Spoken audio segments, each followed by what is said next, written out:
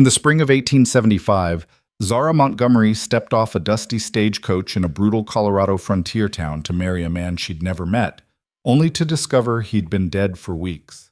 Stranded with no money, no family, and a community that saw her as a burden, or worse, she faced an impossible choice. Crawl back east in disgrace, or survive in a land that had no mercy for unprotected women. Then a quiet rancher named Asher Fletcher made an unexpected offer, a marriage of convenience that would change both their lives forever. Stay with me until the end, hit that like button, and comment what city you're watching from so I can see how far this story travels. The stagecoach lurched to a stop outside Hartwell's general store, throwing Zara forward hard enough that her shoulder slammed into the wooden frame. Dust billowed through the open window, coating her black traveling dress in another layer of grit. She'd been wearing mourning clothes for her mother's death when she left Philadelphia 3 weeks ago. Now they just looked like everything else out here, covered in dirt, worn thin, barely holding together. "Hartwell, Colorado," the driver shouted down. "End of the line." Zara gathered her carpet bag and the small trunk that held everything she owned. Her hands shook as she climbed down, partly from the journey's rough roads and partly from nerves that had been building since Kansas. The town spread before her in stark, unforgiving detail. A single muddy street lined with weathered buildings, mountains looming in the distance, still capped with snow despite the spring thaw. The air smelled like pine and manure and something else she couldn't name. Something wild. A few people stopped to stare. 2 women outside the mercantile, their faces hard and appraising. A man loading supplies onto a wagon, his eyes moving over her in a way that made her skin crawl. She straightened her shoulders and lifted her chin. She'd come too far to show weakness now. "Ma'am?" The driver set her trunk down with a thud. "You got somebody meeting you?" "Yes," Zara said, though her voice came out smaller than she'd intended. "Mr. Thomas Brennan, he should be—" "Brennan?" The driver's expression shifted. "You'd be the bride then." Something in his tone made her stomach drop. "I am. Has something happened?" The driver removed his hat, turning it in his hands. "Ma'am, I think you'd better speak with Sheriff Garrett. He's just down there, past the saloon." "Why would I need to speak with the sheriff?" Zara's voice rose despite her attempt to stay calm. "Where's Thomas? Where's my fiancé?" "I'm real sorry, miss." The driver backed toward his coach. "The sheriff can explain it better than me." He climbed aboard and snapped the reins before she could ask anything else. The stagecoach rolled away, leaving her standing in the middle of the street with her trunk and carpet bag, aware of every pair of eyes watching her. Zara forced herself to move. The sheriff's office sat between a saloon that was doing good business despite the early hour, and a building with a faded sign that read "Assayer." She knocked once, then pushed the door open when no one answered. A man looked up from a desk covered in papers. He was maybe 40, with graying hair and lines around his eyes that suggested he'd seen more than he wanted. "Help you?" "I'm looking for Sheriff Garrett." "You found him." He stood, his gaze moving to her black dress and back to her face. "You're the woman from Pennsylvania." It wasn't a question. Zara set down her carpet bag, gripping it hard enough that her fingers ached. "I'm Zara Montgomery. I'm here to marry Thomas Brennan. The stagecoach driver said I should speak with you, but he wouldn't tell me why."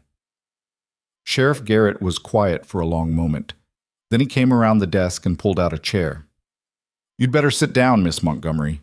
"I don't want to sit down." Her voice cracked. "I want to know where Thomas is." "He's dead, ma'am. I'm sorry." The words hit her like a physical blow. Zara grabbed the edge of the desk, her knees suddenly unreliable. "What?" "There was an accident about 3 weeks back. He was working on his property, clearing timber for a new barn. A tree fell wrong, killed him instantly. 3 weeks. He'd been dead for 3 weeks while she was traveling west, imagining their meeting, rehearsing what she'd say. While she was crossing rivers and sleeping in rough station houses and telling herself this was the right choice, the only choice, he was already in the ground. "Why didn't anyone send word?" she heard herself ask. "We tried. Sent a telegram to the address he had for you, but it came back. Building was torn down, apparently. Nobody knew where you'd gone. Because she'd already left. Because she'd given up her room at Mrs. Helmsley's boarding house and sold what little she couldn't carry. Because she'd been so desperate to escape Philadelphia and the creditors circling her mother's debts that she jumped at Thomas's proposal, even though they'd only exchanged 4 letters. I see. Zara's voice sounded distant to her own ears. Thank you for telling me. Miss Montgomery, is there a hotel in town? Sheriff Garrett's expression turned uncomfortable. There's the Hartwell House, but I'm not sure. That is, a woman alone. I understand. She picked up her carpet bag. I'll make other arrangements. There aren't any other arrangements. He said it gently, but the words still landed hard. This isn't Philadelphia. We've got the hotel, and we've got the boarding house that Mrs. Chen runs, but she only takes minors and ranch hands. A single woman without employment or family. He trailed off, leaving the implications hanging.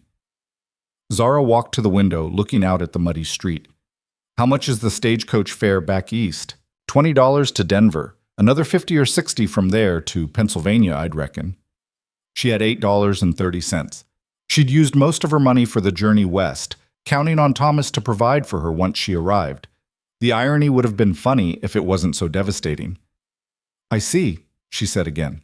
Look, Miss Montgomery, I know this is hard, but you can't stay here, not like this. Maybe if you have family back east who could wire you money for the fare. I don't have family. The admission felt like pulling out her own teeth. My mother died 4 months ago. There's no one else. Sheriff Garrett rubbed his face. Then I don't know what to tell you. This town, it's not kind to women in your situation. You need to find a way home, and fast. Zara turned to face him. What happens if I can't? Best case? You end up working at the saloon, which is a hard life and a short one. Worst case, he didn't finish. He didn't have to. She left the sheriff's office and stood in the street, trying to think, trying not to panic. The afternoon sun beat down, and she was suddenly aware of how thirsty she was, how tired, how completely alone. She'd been alone since her mother died, but this was different. This was a loneliness that had teeth. You're the Brennan bride. Zara turned. One of the women from earlier stood a few feet away, her arms crossed over a faded calico dress. She was maybe 35, with dark hair pulled into a severe bun and a face that looked like it had forgotten how to smile. I was supposed to be, Zara said. I'm Margaret Sutton. My husband owns the feed store. She looked Zara over with the kind of assessment usually reserved for livestock. You got plans? I'm working on it. Margaret's expression suggested she doubted that. Word of advice, don't go to the hotel. Finn, who runs it, has a reputation. You'd be better off sleeping in the street. Then what would you suggest? I'd suggest you get on the next stage out of here, but I'm guessing you can't afford that. Margaret's eyes narrowed. You have any skills? Can you sew, cook, clean? I can do all of those things. Zara had spent the last 2 years taking in sewing and laundry to pay her mother's medical bills. Her fingers were still calloused from the work. Maybe I could use some help at the house. My youngest has been sick and I'm behind on everything. I could give you meals and a place to sleep in exchange for work, just until you figure something out. It wasn't charity. Margaret's tone made that clear. It was a business arrangement, and probably not a generous one, but it was better than the alternatives. Thank you, Zara said. I accept. Margaret nodded. Get your trunk. We're half a mile out of town. The Sutton house was a squat wooden structure with a sagging porch and chickens scratching in the dirt. Inside it was cramped and dark, smelling of old grease and damp. Margaret showed her to a corner of the kitchen where a thin pallet lay on the floor. You'll sleep here. Work starts at 5. I need the laundry done, the floors scrubbed, and meals cooked for 6. My husband and 4 boys, they eat like horses. Of course. And Zara? Margaret's voice went hard. I'm doing you a favor here. Don't make me regret it. Don't cause trouble. Don't put on airs. And don't get any ideas about my husband or sons. You understand? Heat flooded Zara's face. I understand perfectly. Margaret left her alone. Zara sat on the pallet and finally let herself cry, quietly, because even here, even now, she couldn't afford to show weakness. She cried for Thomas, who she'd never known but who'd represented hope. She cried for her mother, and for Philadelphia, and for the life she'd lost. And she cried for herself, stranded in this brutal place with nothing and no one. When the tears stopped, she unpacked her trunk and found her work dress. Then she went to start the evening meal, because that was all she could do. Survive. One day at a time. The week that followed was the hardest of Zara's life. She woke before dawn to start fires and make breakfast. She scrubbed floors and hauled water and washed clothes until her hands cracked and bled. Margaret's sons were loud and careless, tracking mud everywhere and leaving their clothes in filthy heaps. Her husband, Robert, barely acknowledged Zara's existence except to complain when the coffee wasn't hot enough. Margaret herself was relentless. Nothing Zara did was quite right. The bread was too dense. The floors weren't clean enough. She took too long with the washing. At night, Zara collapsed on her pallet, too exhausted to do anything but sleep. On Sunday, Margaret informed her they'd be attending church services. "You'll sit in the back," she said, "and you won't speak unless spoken to. People are already talking." The church was a simple wooden building with rough benches and a pulpit that looked homemade. Zara took her place in the back row, aware of the stares and whispers. She kept her eyes down and her hands folded, trying to be invisible. The Reverend was a thin man with a booming voice who preached about sin and redemption. Zara barely heard him. She was too busy counting the days until she might have enough money saved to leave, though at the rate Margaret was paying her, which was to say, not at all, that seemed impossible. After the service, people gathered outside to talk. Zara hung back, but Margaret pulled her forward. "This is Zara Montgomery," she announced to a cluster of women. "She was meant to marry Thomas Brennan, but of course that's not possible now. She's staying with us temporarily." The women looked at Zara with expressions ranging from pity to suspicion. One of them, a blonde woman in a blue dress that was too fine for this town, spoke up. "How unfortunate for you, Miss Montgomery. What will you do?" "I'm not certain yet," Zara said carefully. "Well, you can't stay with the Suttons forever. Margaret has her own family to think about." "I'm aware of that." "Perhaps you have skills, something you could do to support yourself?" It was a trap. Zara could feel it. If she claimed too much skill, they'd resent her. If she claimed too little, they'd dismiss her. "I can sew and cook. I'm willing to work." The blonde woman exchanged glances with the others. "We'll see." Margaret steered Zara away. "That's Linda Crowley. Her husband owns the lumber mill. She thinks she's better than everyone else because she came from Denver." "She's not wrong about me staying with you," Zara said quietly. "I can't impose on your family indefinitely." "No, you can't." Margaret's tone was flat. "You need to find a husband, Zara. That's your only real option out here. There are men in town who'd take you, even without a dowry." "What kind of men?" "The kind who aren't picky." Margaret's expression was almost sympathetic. "I know it's not what you wanted, but this is the reality. You're a woman alone in a place that has no use for women like you unless you're married or working at the saloon. You need to make a choice before the choice gets made for you." That night, lying on her pallet, Zara thought about Margaret's words. She thought about the men she'd seen in town, rough, hard-looking men who stared too long. She thought about the blonde woman's dismissive tone and the way the other townspeople looked at her like she was something that had washed up on shore, unwanted and out of place. She thought about Thomas, who she'd never met but who'd offered her a way out of Philadelphia and the debts that would have swallowed her whole. He'd been a stranger, but at least he'd been a gentleman in his letters. Kind, or at least polite.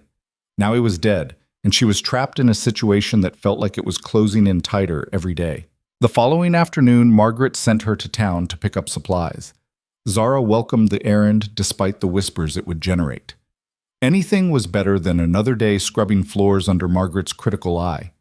Hartwell's general store was busy. Zara waited her turn, acutely aware of the conversation stopping when people noticed her. She gave Mr. Hartwell Margaret's list and waited while he gathered the items. "That'll be $3.40, he said. Zara handed over the money Margaret had given her. As Hartwell counted it, the door opened and a man walked in. He was tall, maybe 6 feet, with dark hair that needed cutting, and a face that looked like it had been carved from the same stone as the mountains. He wore work clothes, canvas pants, a worn shirt, a vest that had seen better days.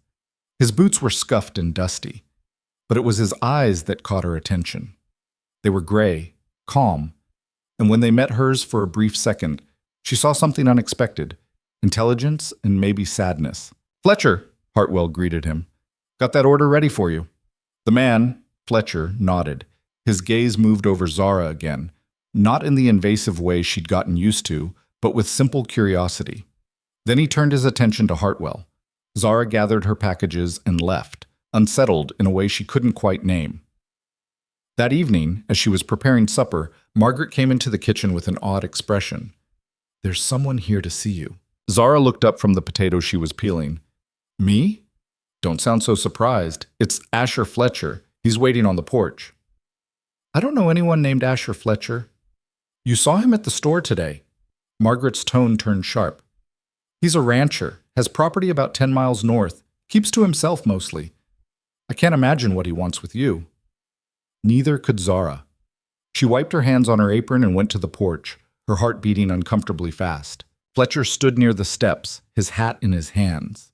Up close, she could see he was maybe 30, with lines around his eyes from squinting into the sun. He had the weathered look of someone who spent his life outdoors. "Miss Montgomery," he said. His voice was deep and quiet. "I apologize for calling unannounced. I wanted to speak with you about a matter of some importance." "I'm not sure what we'd have to discuss, Mr. Fletcher.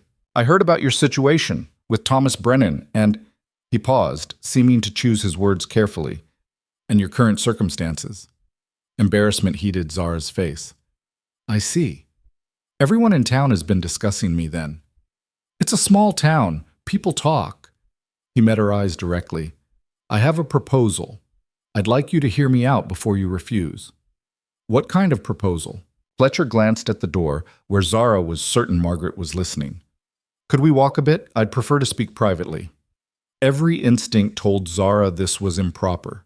She barely knew this man, but Margaret's words echoed in her mind. "You need to find a husband, or the choice will be made for you."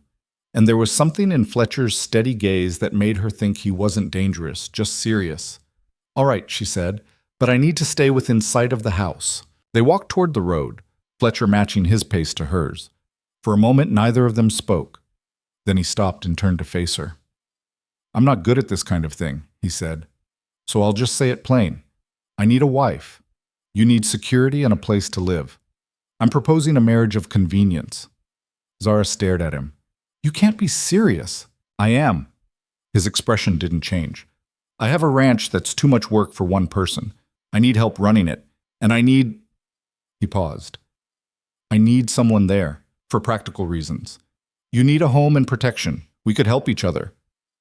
"You don't know me." "No, but I know you're in a bad situation. I know you're willing to work. I saw you at the Suttons, and Margaret doesn't hire anyone who can't pull their weight, and I know you're desperate enough that you might actually consider this."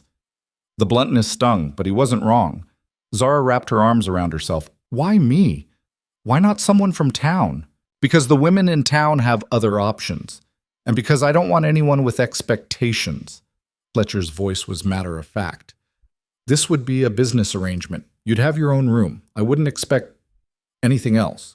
Just work, same as any ranch hand.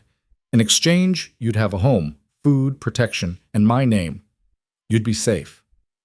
"Safe," Zara repeated. The word felt foreign. "Safer than you are now." He looked toward the house. "Margaret Sutton is using you, and she'll throw you out when she's done. Then what? You go to the hotel, take work at the saloon, or marry whatever man makes an offer regardless of what kind of man he is? And you're different? I'm offering you a choice. It's not a good choice, maybe, but it's yours to make." Fletcher put his hat back on. "Think about it. I'll be in town tomorrow morning. If you want to accept, meet me at the church at 10. If you don't, I'll understand." He walked away before she could respond, leaving Zara standing in the dusty road with her mind spinning. That night, she barely slept. She turned Fletcher's proposal over and over, examining it from every angle. A marriage of convenience to a man she didn't know. On a ranch miles from town. It sounded like madness. But what were her alternatives? She could stay with the Suttons until Margaret tired of her, then hope another family would take her in. She could try to find work, though there was no work for unmarried women in Hartwell, except the kind that would destroy her. She could accept an offer from one of the rough men who'd been watching her with increasing interest. Or she could marry Asher Fletcher. At least Fletcher had been honest. He'd told her exactly what he wanted and what he could offer. There was something almost decent in that directness, even if the proposal itself was strange. By dawn, Zara had made her decision. It might be a mistake, It probably was a mistake. But she was out of good options, and Fletcher's offer was the least terrible of her terrible choices. She told Margaret she was going to town. "What for?" Margaret demanded. "Personal business." Margaret's eyes narrowed. "If this is about Asher Fletcher's visit yesterday." "It is." "Then you're a fool. That man lives like a hermit out there. He barely speaks to anyone, and you'd be miles from town, alone with him, with no one to turn to if things went wrong." "As opposed to my current situation?" Zara kept her voice level. "Thank you for your hospitality, Mrs. Sutton. I appreciate everything you've done, but I'm accepting Mr. Fletcher's proposal." Margaret looked like she wanted to argue, but something in Zara's expression must have stopped her. "Fine, get your things. I won't have people saying I kept you here against your will." Zara packed her trunk and carpet bag, leaving her palette neatly folded in the corner. Margaret watched from the doorway, her face unreadable. "You'll regret this," she said finally. "Maybe," Zara said, "but at least it'll be my regret." She walked to town carrying everything she owned, arriving at the church just before 10. Fletcher was already there, standing near the steps in what looked like his best shirt, still worn, but clean. "You came," he said. "I did." Zara set down her trunk. "I have conditions." His eyebrows rose slightly. "All right. I want my own space, as you said. I want to learn the work properly, not just be treated like a servant. And if this arrangement doesn't work, if either of us decides it's not tolerable, I want your word that you'll help me get back east." Fletcher considered this. "Fair enough. Anything else?" "Just one thing." Zara looked him in the eye. "I need to know why you're really doing this. You said you need help with the ranch, but you could hire someone. Why marriage?" For the first time, Fletcher's composure cracked slightly. He looked away toward the mountains. "My brother died 2 years ago. He was the one who knew how to talk to people, how to make deals with suppliers and negotiate prices. I'm not good at that. People don't trust loners out here, but they trust married men, men with families." He met her gaze again. "I need stability. I need people to stop looking at me like I'm going to disappear into those mountains and never come back. Marriage does that." It was honest enough that it hurt. Zara recognized that kind of pain, the kind that came from losing someone and having to rebuild your life in the aftermath. "All right," she said. "I accept." Fletcher nodded. "Reverend Michaels is inside. He's expecting us." The ceremony was brief and joyless. Reverend Michaels read the words in a perfunctory tone, clearly uncomfortable with the arrangement, even though Fletcher had paid him well. There were no witnesses except the Reverend's wife, who watched from the front pew with open disapproval. When it was done, Zara had a ring on her finger, a simple gold band that Fletcher produced from his pocket, and a new name. She was Zara Fletcher now. The thought was surreal. Fletcher loaded her trunk onto a wagon that had seen better days. "It's about 2 hours to the ranch. We should get moving." Zara climbed onto the wagon seat and they set off. The town disappeared behind them quickly, replaced by open country. Rolling hills covered in new grass, stands of pine and aspen. The mountains always present in the distance, massive and indifferent. Fletcher didn't talk much.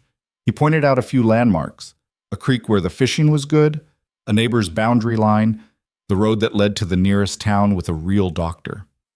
Zara watched the landscape pass and tried not to think about what she'd just done. The ranch appeared gradually. First a fence line, then pastures with cattle grazing. Then the buildings, a barn that was sturdy but weathered, a chicken coop, a small stable, and finally the house. It was bigger than she'd expected, 2 stories with a wide porch and real glass windows. The paint was faded and the porch sagged in one corner, but it was solid. Mountains rose behind it, close enough that she could see individual trees on their slopes. "It's not much," Fletcher said, "but it's sound." He helped her down from the wagon, then carried her trunk inside. The interior was dim and sparse. A main room with a stone fireplace, a kitchen with a cast-iron stove, a table with 4 chairs. Everything was clean but impersonal, like a place where someone lived but didn't really inhabit. "Your room's upstairs," Fletcher said. "First door on the right. I took the one at the end of the hall. There's a 3rd room if you need storage." Zara followed him up the narrow stairs. Her room was small but decent. A bed with a quilt, a dresser, a window overlooking the pasture. It smelled like pine and dust. I'll let you settle in, Fletcher said. Come down when you're ready. I'll show you around. He left her alone. Zara sat on the bed looking around at the room that was now hers. This house, this ranch, this life. It was all hers now, in a way. Not the way she'd imagined when she left Philadelphia, but hers nonetheless. She unpacked her trunk slowly, putting her few dresses in the dresser, her mother's photograph on the nightstand. Then she went downstairs. Fletcher was waiting in the kitchen. You hungry? A bit. He nodded toward the stove. I'm not much of a cook. Usually just make stew or beans. If you can do better, I'd appreciate it. It wasn't quite a request and not quite an order. Zara looked at the supplies on the shelf. Flour, salt, dried meat, a few potatoes. Not much to work with, but more than she'd had at the Suttons. I can manage something, she said. While she cooked, Fletcher disappeared outside. She heard him chopping wood, the steady rhythm of the axe strangely comforting. When the meal was ready, a simple stew with biscuits, she called him in. They ate in silence. The stew wasn't her best work, but Fletcher ate 2 bowls without complaint. When he finished, he looked at her directly. Thank you, he said. That was good. You're welcome. More silence. Then Fletcher stood and started clearing the dishes.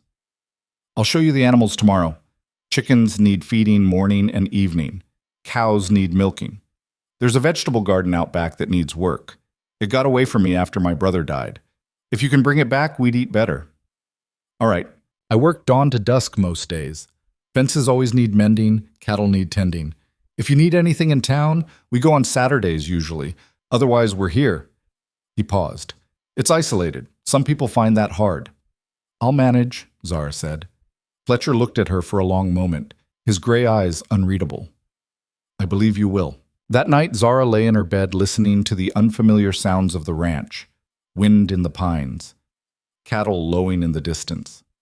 Somewhere, an owl called. It was strange and lonely and absolutely nothing like Philadelphia. But it was hers. Whatever this life turned out to be, she'd chosen it. She'd made the decision herself, not had it forced on her by debt or circumstance or desperation, or at least she'd chosen which desperation to follow. Zara pulled the quilt up and closed her eyes. Tomorrow she'd start learning this new life. Tonight, she just needed to rest, and that's what she did. Morning came too early. Zara woke to darkness and the sound of footsteps on the stairs. Fletcher already up, already working. She dressed quickly in the dim pre-dawn light, her fingers clumsy on the buttons of her work dress. The house was cold enough that she could see her breath. Downstairs, Fletcher was building up the fire in the stove. He glanced at her but didn't say good morning, just nodded toward the door. Chickens first, he said. I'll show you. The air outside bit through her shawl. Frost covered everything, turning the world silver and brittle. Zara followed Fletcher to the chicken coop, a ramshackle structure leaning slightly to one side. Inside, maybe 20 hens roosted on rough-hewn perches, their feathers fluffed against the cold. Feed's in that barrel, Fletcher said, pointing. 2 scoops morning and evening. Check for eggs while you're at it. Some of them like to hide nests in the corners. He left her to it. Zara scattered the feed and watched the chickens descend in a flurry of feathers and sharp pecks. She found 7 eggs, warm against her palm. One hen tried to bite her when she reached under it. She pulled back with a yelp, then tried again, more carefully this time. By the time she got back to the house, Fletcher had coffee going. He poured her a cup without asking, then started pulling on his coat. Cows are in the barn, he said. 2 milk cows, Bessie and Ruth. I'll handle them today so you can watch. Tomorrow, you'll do it. The barn smelled like hay and animals, and something darker underneath, manure and dirt and sweat. The cows were massive up close, their breath steaming in the cold air. Fletcher pulled up a stool and sat beside the one called Bessie, his hands moving with practiced efficiency. Milk hissed into the bucket in steady streams. You have to be firm but gentle, he said without looking at her. They'll kick if you spook them or if you're too rough. And watch the tail. They'll switch it in your face if they're annoyed. Zara watched, trying to memorize the rhythm and motion. When Fletcher finished with Bessie, he moved to Ruth. Your turn tomorrow, he said again. After the milking, he showed her how to feed the cattle in the pasture, how to check the water troughs, how to distribute hay. The work was physical in a way she wasn't used to. By the time they went back inside for breakfast, her arms ached and her hands were stiff with cold. She made eggs and biscuits while Fletcher sat at the table, going over a ledger. He wrote slowly, carefully, like someone who hadn't had much schooling but had taught himself through sheer necessity. "We need supplies from town Saturday," he said. "Flour, salt, sugar if they have it. I'll make a list." "All right." He looked up. "You did fine this morning, but it's going to be harder than you think. This isn't Philadelphia." "I know that." "Do you?" His tone wasn't unkind, just matter of fact. "You're going to be sore tomorrow. Day after that, you'll be even more sore. Your hands are going to crack and bleed from the cold and the work. And this is spring. Wait until winter." Zara set his plate down harder than she intended. "I'm not fragile, Mr. Fletcher. I spent 2 years doing laundry and sewing 16 hours a day to pay my mother's medical bills. I know what hard work is." Something shifted in his expression. "Fair enough. And it's Asher. We're married. Might as well use first names." "Asher," she repeated. It felt strange on her tongue. "Zara, see," he said, testing it the same way. Then he went back to his ledger, and the moment passed. The days that followed blurred together into an exhausting routine. Zara woke before dawn, fed the chickens, learned to milk the cows with Asher correcting her grip and angle until her wrist screamed. She cooked meals with whatever was available, which wasn't much. She hauled water from the pump until her shoulders burned. She learned to chop wood, though her aim was terrible, and Asher had to resplit half of what she'd done. He was patient in his way, but not gentle. When she did something wrong, he showed her the right way once, maybe twice. After that, he expected her to figure it out. He didn't coddle her or make allowances. She was a ranch hand now, and ranch hands learned fast or got hurt. On the third day, she tried to move a fence post that was heavier than it looked. It slipped and caught her thumb, splitting the skin. Blood welled up immediately. Asher barely looked at it. "Pump's over there, clean it and wrap it. There's cloth in the kitchen." "It hurts," she said, then immediately regretted it. She sounded like a child. "It will." He picked up the post she'd dropped. "Next time, ask for help with the heavy ones." That night, her thumb throbbed so badly she could barely sleep. She heard Asher moving around downstairs, then his footsteps on the stairs. A soft knock on her door. "You awake?" "Yes." He opened the door a crack, holding a small tin. "For your hand. It'll help with the pain and keep infection out." Zara sat up, and he came in, setting the tin on the nightstand. In the lamplight, his face looked tired. He opened the tin, some kind of salve that smelled like pine and something medicinal, and held out his hand. "Let me see." She gave him her injured hand. His fingers were calloused and warm as he unwrapped the cloth, examined the split skin, then applied the salve with surprising gentleness. He wrapped it again with clean cloth, his movements efficient. "Thank you," Zara said quietly. "You'll have more injuries before you get used to this. Everyone does." He stood to leave, then paused. "You're doing better than I expected." It wasn't much of a compliment, but coming from Asher, it felt like one. After he left, Zara lay back down, her hand tingling from the salve. She was exhausted and sore and far from anything she'd ever known, but something small and stubborn inside her refused to break. Saturday came, and they rode into town for supplies. The wagon rattled over rough roads, Asher silent beside her. Zara watched the landscape roll past. Endless grass and distant mountains, and sky so big it made her feel tiny. In Hartwell, people stared. Word had spread about her marriage to Asher Fletcher, and the reactions ranged from shocked to scandalized. Margaret Sutton stood outside the feed store, her expression sour. "Mrs. Fletcher," she said with heavy emphasis, "how unexpected to see you." "Mrs. Sutton," Zara kept her voice level, "I hope you're finding ranch life to your liking." "I am, thank you." "Thank." Margaret's eyes narrowed. "Asher Fletcher is a hard man to live with, quiet as a tomb and twice as cold. You'll regret this arrangement before summer's out." "That's my concern, not yours." Zara moved past her into the store. Inside, she gave Mr. Hartwell the list while Asher talked to a man about cattle prices. Hartwell filled the order with barely concealed curiosity. "Heard you married Fletcher," he said. "That was quick. Circumstances required it." He wrapped the flour in brown paper. "Well, at least you're out of town. Tongues were wagging something fierce about you staying with the Suttons." The implication stung, but Zara refused to show it. She paid and carried the supplies to the wagon, where Asher was loading feed sacks. "Ready?" he asked. Yes. They left town without further conversation. On the way back, Asher finally spoke. Margaret Sutton say something to you. Nothing worth repeating. She's a bitter woman, lost 2 children to fever years ago. It hardened her. He glanced at Zara. Don't let her get under your skin. People here talk because they have nothing better to do. I noticed. It'll die down. Eventually they'll find something else to gossip about, and we'll just be the quiet couple on the North Ranch. He paused. You handled her well. Zara looked at him, surprised. Asher's eyes stayed on the road, but there was something almost approving in his tone. Thank you, she said.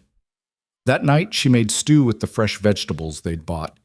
Asher ate in his usual silence, but when he finished, he cleared his plate and actually washed it himself. A small gesture, but the first time he'd done so. I'm going to check the fence line tomorrow, he said. North pasture. You should come. Need to teach you the property boundaries. All right. They rode out after morning chores, Asher on a bay gelding and Zara on a gray mare he'd saddled for her. The mare was old and gentle, which was good because Zara's riding skills were mediocre at best. She clung to the saddle as they climbed into rougher terrain, following fence lines that seemed to go on forever. Asher showed her landmarks, a lightning-struck pine that marked the northeast corner, a creek that served as the eastern boundary, a pile of rocks where his property met the neighbors. He spoke more than usual, explaining the land in a way that suggested he knew every inch of it. My father built this ranch, he said at one point. Started with nothing, just a land grant and determination. My brother and I grew up working every piece of this ground. He looked out over the pasture. When my brother died, I thought about selling, leaving, but I couldn't. This is all I know. It was the most personal thing he'd said to her. Zara studied his profile, the set of his jaw, the way his eyes tracked the horizon like he was always watching for something. Why did your brother die? She asked quietly. Fever. Came on fast. He was gone in 3 days. Asher's voice went flat. We were snowed in, couldn't get to town for the doctor. By the time the roads cleared, it was too late. I'm sorry. Yeah. He turned his horse. We should head back. Storm's coming. Zara looked at the sky, which seemed clear to her, but within an hour, clouds had gathered on the horizon. By the time they got back to the ranch, wind was whipping through the trees and the temperature had dropped sharply. Get inside, Asher said, already moving toward the barn. I need to secure the animals. Zara helped him, working frantically to get the chickens into their coop and the cows into the barn. The wind picked up, carrying the smell of rain. Thunder rumbled in the distance. They made it inside just as the first drops fell. Within minutes, it was a downpour, rain hammering the roof and wind rattling the windows. Asher built up the fire while Zara lit lamps. The house felt small and fragile against the storm's fury. This'll last a while, Asher said. Might lose some shingles, but the house is sound. Lightning flashed, turning everything white for a split second. Thunder followed so close it shook the walls. Zara flinched despite herself. You afraid of storms? Asher asked. No, just not used to them like this. Another flash. Another crack of thunder. The lights flickered. Asher moved to the window, watching the rain sheet across the glass. Could be worse. Could be hail. That'll tear up crops and kill livestock if they're caught outside. Has that happened? Once. Lost half the herd. Took 3 years to build back. He said it casually, but Zara heard the weight underneath. 3 years of work and deprivation to recover from a single night of bad weather. They ate a cold supper, bread and cheese, nothing that required the stove, and sat by the fire as the storm raged outside. For a while, neither spoke. Then Asher looked at her directly. Why'd you really come west? He asked. Most women don't travel alone to marry strangers unless they're desperate. What were you running from? Zara considered not answering, but the storm and the firelight and the strange intimacy of being trapped together made her honest. Debt, she said. My mother was sick for 2 years before she died. The doctors couldn't help, but they kept trying. By the end, I owed more money than I could ever pay back. They were going to take everything, our furniture, my mother's things, everything. I had nothing left to sell except myself, I suppose. So you answered Thomas Brennan's advertisement? Yes. He seemed kind in his letters. And I thought, I don't know what I thought, that starting over somewhere new would be better than staying in Philadelphia and drowning slowly. She looked at Asher. Why did you choose me? You could have asked someone from town. I told you, they have expectations. That's not the whole truth. Asher was quiet for a long moment. Lightning flashed again, illuminating his face in stark relief. My brother's wife left after he died. Couldn't handle the isolation, the work, the loneliness. She went back to her family in St. Louis, and I never saw her again. He stared into the fire. I didn't want someone who'd expect me to be something I'm not. Someone who'd want romance and courtship and all those things I'm no good at. You needed practical help. I needed practical help. It made sense. That's very practical, Zara said. That's what we agreed to. Yes, it is. But sitting there in the firelight with the storm raging outside and nothing between them but honesty, it felt like something had shifted. They weren't strangers anymore, not quite. They were two people who'd made a desperate bargain and were somehow managing to keep it. The storm lasted through the night. Zara woke once to thunder so loud it felt like the world was ending, but she forced herself back to sleep. In the morning, she found Asher already outside, surveying the damage. One section of fence was down. Several shingles had blown off the barn roof. A tree had fallen near the chicken coop, missing it by inches. But overall, they'd been lucky. Could have been worse, Asher said, echoing his words from the night before. We'll spend today on repairs. They worked side by side, hammering boards and clearing debris. Zara's hands were blistered and her shoulders screamed, but she didn't complain. She was learning that complaining didn't change anything out here. You just did the work and moved on. By afternoon, they'd repaired the fence and cleared the fallen tree. Asher climbed onto the barn roof to replace the shingles while Zara held the ladder steady. She watched him work, noting the economical way he moved, no wasted motion. He'd been doing this his whole life. When he climbed down, he looked at her with something that might have been approval. You're stronger than you look. I have to be. Yeah. He picked up the tools. You do. The weeks turned into a month, then 2. Summer arrived properly, bringing heat and long days and work that seemed endless. Zara learned to plant the vegetable garden, coaxing seeds into rows and watering them until her back ached. She learned to preserve food, to churn butter, to mend everything that broke, because out here, nothing could be wasted. She got better at milking the cows, though Ruth still kicked occasionally. She learned to read the weather, to sense when rain was coming or when the wind meant a storm. She learned to handle the chickens, to fix fence posts, to harness the horses. Her hands became calloused and rough. Her skin tanned despite the bonnet she wore. Her arms developed muscle she'd never had in Philadelphia. She was transforming, becoming someone she barely recognized, Asher noticed. One evening, as they sat on the porch after supper, he said, "You've taken to this life better than I expected. Did you think I'd fail? I thought you might give up. Most people from back east do. It's harder than they imagine." I didn't have anywhere to give up to, Zara said. This is it. I have to make it work. Still, you could have demanded I take you back to town, could have made both our lives miserable. He looked at her. You didn't. Neither did you. It was true. Asher had been fair, patient when she struggled, and he'd never once treated her with disrespect. He was quiet and solitary and sometimes maddeningly uncommunicative, but he wasn't cruel. And out here, that counted for something. They fell into a partnership of sorts. Asher handled the heavy work, building, repairing, managing the cattle. Zara took on the house, the garden, the smaller animals, the cooking. They moved around each other with increasing ease, learning each other's rhythms and habits. She learned that he woke at the same time every morning, that he took his coffee black and strong, that he read in the evenings when he had time. Old books, mostly about ranching and animal husbandry. She learned that he was methodical about everything, that he planned his work weeks in advance, that he wasted nothing. He learned that she sang quietly while she worked, old songs her mother had taught her, that she was stubborn about finishing tasks even when she was exhausted, that she had nightmares sometimes, waking with gasps she tried to muffle. One night, after a particularly bad dream, she came downstairs for water and found him sitting at the table, working on accounts by lamplight. "Can't sleep?" he asked. "Bad dream." She poured water from the pitcher, her hands shaking slightly. "About Philadelphia?" "About my mother. About being too late to help her." Zara sat down across from him. I keep thinking if I'd worked harder, found more money somehow. You couldn't have saved her, Asher said. His voice was gentle. Sounds like she was sick beyond what doctors could fix. That's not your fault. Logically, I know that, but you feel it anyway. He set down his pencil. I felt that way when my brother died. Like if I'd noticed the fever sooner, if I'd gotten him to town faster, if I'd done something different, he'd still be here. Do you still feel that way? Sometimes. Less than I did. He met her eyes. It gets easier. Not better exactly. Just easier to carry. They sat in comfortable silence for a while, the lamp flickering between them.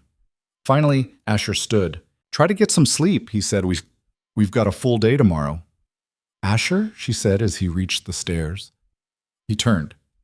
Thank you for understanding. He nodded and disappeared upstairs.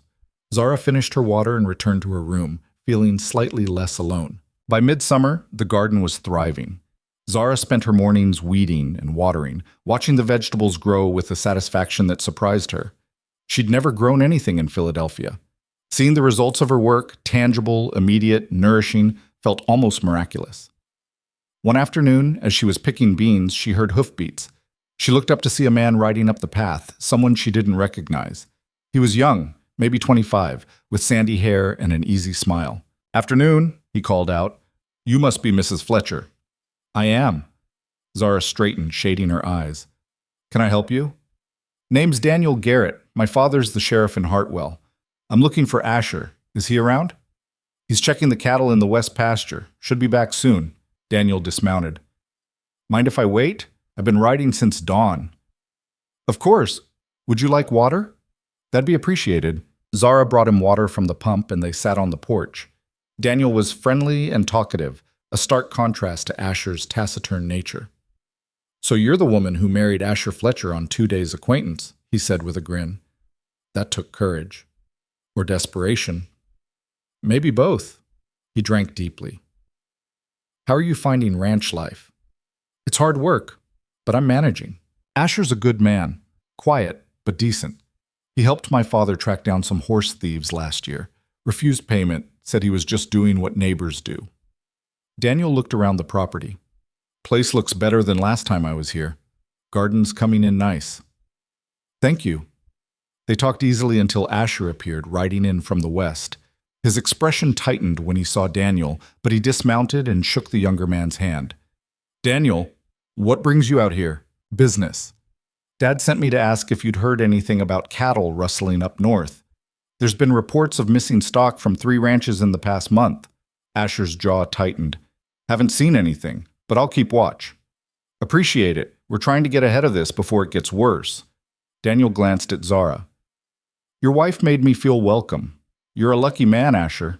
I know, Asher said, and something in his tone made Zara look at him sharply, but his expression was unreadable. After Daniel left, Asher was quieter than usual. At supper, he barely spoke. Finally, Zara set down her fork. What's wrong? Nothing. That's not true. Asher looked at her, then away. Rustlers are bad news. If they're working this area, we could lose stock. And if they come onto the property... He didn't finish, but Zara understood. Out here, rustlers didn't just steal cattle. They'd hurt anyone who got in their way. What can we do? Be careful, keep your eyes open. I'll start riding the fence line more often. He met her gaze. If you see anyone unfamiliar on the property, anyone at all, you get inside and lock the doors. Don't try to confront them. All right. That night, Asher checked all the locks twice. Zara heard him moving around the house long after she went to bed, making sure everything was secure. It should have frightened her, but instead it made her feel oddly protected. Asher took his responsibilities seriously. That included her safety. The next few weeks, tension simmered beneath the surface. Asher rode out early and came back late, checking fences and counting cattle. He taught Zara how to load and fire the rifle he kept above the mantel. I don't want you to need this, he said. But if something happens, you need to be able to protect yourself. Zara's first shot went wide by several feet. The second was better. By the 10th, she could hit the target Asher had set up near the barn. Her shoulder ached from the recoil, but she kept practicing until Asher nodded approval. That'll do, he said. Remember, you only use it if you have no choice. I understand. One evening, Asher came back from town with news. They caught 2 of the rustlers. Daniel said they've been working the area for months, got maybe 50 head of cattle from various ranches. Will that stop it? Should. There might be others, but most rustlers work in small groups. With 2 caught, the rest will probably move on. He looked relieved. We got lucky. Didn't lose any stock. That night, the tension finally broke. Asher actually smiled at something Zara said, a rare, genuine smile that transformed his face. She realized she'd never really seen him smile before. It made him look younger, less burdened. What? He asked, catching her staring. Nothing. Just, you should smile more often. Not much to smile about most days. Maybe, but it suits you. He looked embarrassed and changed the subject, but Zara noticed he seemed lighter after that. The rustler scare had passed, the ranch was thriving, and they'd made it through another challenge together. August brought blazing heat. The work became brutal, watering the garden twice a day to keep it from dying, hauling water for the animals, working in temperatures that made thinking difficult. Zara tied her hair back and rolled up her sleeves and kept going because there was no alternative. One afternoon, she was working in the garden when dizziness hit her. The world tilted, and she grabbed a fence post to steady herself. Zara? She looked up to see Asher striding toward her, concern on his face. I'm fine, just got dizzy for a moment. You're working too hard in this heat. He took her arm. Come inside. You need to rest. The garden can wait. Come on. Inside, he made her sit while he brought water and a cool cloth for her forehead. His hands were gentle as he pressed the cloth to her temples. You have to be more careful, he said. Heat like this can kill you if you're not careful. I'm sorry. I just wanted to finish. Zara. His voice was firm. The garden doesn't matter if you collapse. Nothing matters that much. She looked at him, surprised by the intensity in his tone. He was genuinely worried. The realization hit her hard. Somewhere along the way, this practical arrangement had become something more. He cared. Not romantically, maybe, but he cared whether she lived or died beyond just losing a ranch hand. I'll be more careful, she said quietly. See that you are. He stood, but his hand lingered on her shoulder for just a moment. Rest. I'll handle the evening chores. After he left, Zara sat in the cool kitchen, the cloth pressed to her forehead, and thought about the man she'd married. He wasn't warm or demonstrative. He didn't say sweet things or make romantic gestures, but he'd just shown more genuine care than anyone had in years. Maybe this strange arrangement was working better than either of them had expected. By September, the heat had broken and the ranch settled into the rhythm of harvest. Zara spent long days preserving vegetables, putting up jars of beans and tomatoes and pickles to last through winter. Her back ached constantly, but every jar represented security, food when the snow came and nothing grew. Asher brought in the last of the hay, building stacks in the barn that would feed the cattle through the cold months. They worked in comfortable synchronization now, each knowing what needed to be done without discussion. One evening, as they sat on the porch watching the sun set over the mountains, Asher said, "You've done well. The ranch is in better shape than it's been in 2 years. We both did it." "No, I kept it going. You made it thrive. There's a difference." He looked at her. "I wanted to say thank you, and I'm glad you're here." It was the closest thing to sentimentality she'd ever heard from him. Zara felt warmth spread through her chest. "I'm glad too," she said. "I didn't expect that, but I am." They sat in silence as darkness fell, and for the first time since arriving in Colorado, Zara felt something she hadn't felt in years. She felt home. October arrived with a bite in the air that promised early snow. Zara woke one morning to find frost covering the windows in delicate patterns, beautiful and ominous. Asher was already downstairs stoking the fire higher than usual. "Winter's coming early," he said when she came down. "I can feel it. We need to get the cattle moved to the lower pasture today, closer to the barn. And we should slaughter one of the pigs soon, get the meat cured before the cold really hits." Zara had known this was coming, but the reality of it still made her stomach turn. She'd helped tend the pigs all summer, fed them scraps, watched them grow. Now one would become their winter food supply. "Which one?" she asked. "The smaller boar. He's not good for breeding, and he's big enough." Asher looked at her carefully. "You don't have to help with that part if you don't want to." "No, I should learn." She poured coffee with hands that wanted to shake. If something happened to you, I'd need to know how to do it myself. Nothing's going to happen to me. You can't promise that. He was quiet for a moment, then nodded. You're right. I'll show you, but it's not pleasant work. It wasn't. Asher made it as quick and clean as he could, but Zara still had to turn away when the knife came out. The pig's squeals cut off abruptly, and then there was only the sound of Asher working, butchering the carcass with practiced efficiency. Blood steamed in the cold air. You all right? He asked at one point. Yes. Zara forced herself to watch, to learn. This was survival. Sentiment was a luxury they couldn't afford. By afternoon, they had meat hanging in the smokehouse and blood-soaked ground that would freeze by morning. Zara scrubbed her hands until they were raw, but she could still smell iron and death. That night, she made pork for dinner, the first meat from their slaughter. It felt both sacred and terrible, eating something she'd cared for. Asher ate without comment, but he watched her across the table. First time is always hard, he said finally. It gets easier. Does it? No, but you get used to it. The honesty was almost worse than a lie would have been. Zara pushed her plate away, no longer hungry.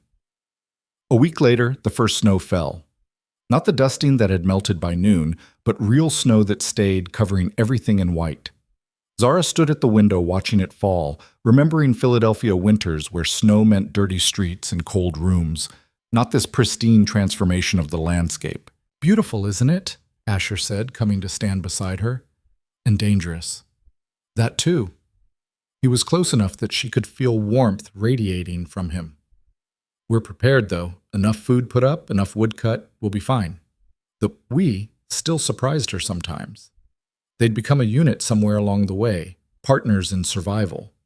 When had that happened? When had this stopped being his ranch and become theirs? Saturday came, and despite the snow, they rode to town for final supplies before winter locked them in. The trip took longer than usual, the horses picking their way carefully through drifts. In Hartwell, people moved with purpose, everyone stocking up before the worst weather hit. Inside the general store, Zara was loading flour and salt into their wagon when a woman's voice called out, Zara? Zara Montgomery? She turned to see a face from her past. Helen Winters, a woman she'd known slightly in Philadelphia. Helen looked prosperous in a traveling suit that must have cost more than Zara earned in a year at the boarding house. Helen, Zara's voice came out strangled. What are you doing here? Oh, my husband has business in Denver. We're staying there for a few months. Helen looked Zara over, taking in the worn work dress, the rough hands, the wind-burned face. I heard through mutual acquaintances that you'd come west to marry. How adventurous of you. The word adventurous dripped with condescension. Zara felt heat rise to her face. Yes, I married. I live on a ranch north of here. A ranch? Helen's laugh was brittle. You? The girl who fainted at the sight of blood? Who'd never done a day's physical labor in her life? She shook her head. How on earth are you managing? I manage just fine. Do you? Helen moved closer, lowering her voice. Zara, you don't have to pretend with me. If you're in a difficult situation, if this marriage was a mistake, there are ways out. My husband knows people. We could help you get back east, find proper employment. I don't need help. Zara's voice came out harder than intended. I'm exactly where I want to be. Living in isolation with a stranger? Doing manual labor? This isn't you, Zara. This is just desperation wearing a different dress. The words hit like a slap, because part of Zara wondered if Helen was right. Had she really built a life here, or was she just surviving? Had she actually changed, or was she playing a role until something better came along? Zara? She turned to see Asher in the doorway, snowflakes caught in his dark hair. He looked at Helen, then at Zara, reading the tension instantly. Everything all right? Fine. Zara's voice shook slightly. Helen, this is my husband, Asher Fletcher. Asher, this is Helen Winters. We knew each other in Philadelphia. Asher nodded politely. Ma'am. Then to Zara. We should go. Storm's getting worse. Of course. Zara moved toward him, desperate to escape Helen's pitying eyes. Think about what I said, Helen called after her. You have options, Zara. You don't have to stay in a situation just because you made a choice in desperation. Outside, Asher helped Zara onto the wagon without speaking. They were halfway out of town before he finally asked, "What was that about?" "Nothing, just someone from my old life." Didn't sound like nothing. Zara pulled her coat tighter. "She thinks I made a mistake, coming here, marrying you. She thinks I'm wasting my life. What do you think?" The question hung in the cold air. Zara looked at the mountains in the distance, at the landscape that had become familiar over the months.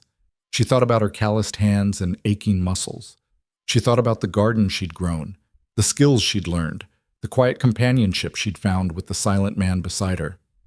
"I think she doesn't understand," Zara said finally. "I think she sees what I've lost and can't see what I've gained." "What have you gained?" She looked at him. "Purpose. Competence. A life that's mine, not one someone else planned for me." She paused. "That probably sounds foolish." "No." Asher's voice was quiet. "It sounds honest." They rode in silence the rest of the way home. But that night, as Zara lay in bed listening to wind howl around the house, Helen's words echoed in her mind. Was she really content, or had she just convinced herself to accept what she couldn't change? Did she actually care for Asher, or was she grateful to him for saving her from worse options? She didn't have answers, and that uncertainty gnawed at her through the long, dark hours until dawn. The next few days, Zara threw herself into work with almost frantic energy. She reorganized the pantry, scrubbed floors that didn't need scrubbing, mended clothes that had only minor tears. Asher watched but didn't comment, giving her space to work through whatever was bothering her. On the fourth day, he found her in the barn, mucking out stalls in the freezing cold, even though it could have waited. "Zara, stop!" She kept shoveling. "I'm almost done." "Zara." He took the shovel from her hands. "Talk to me."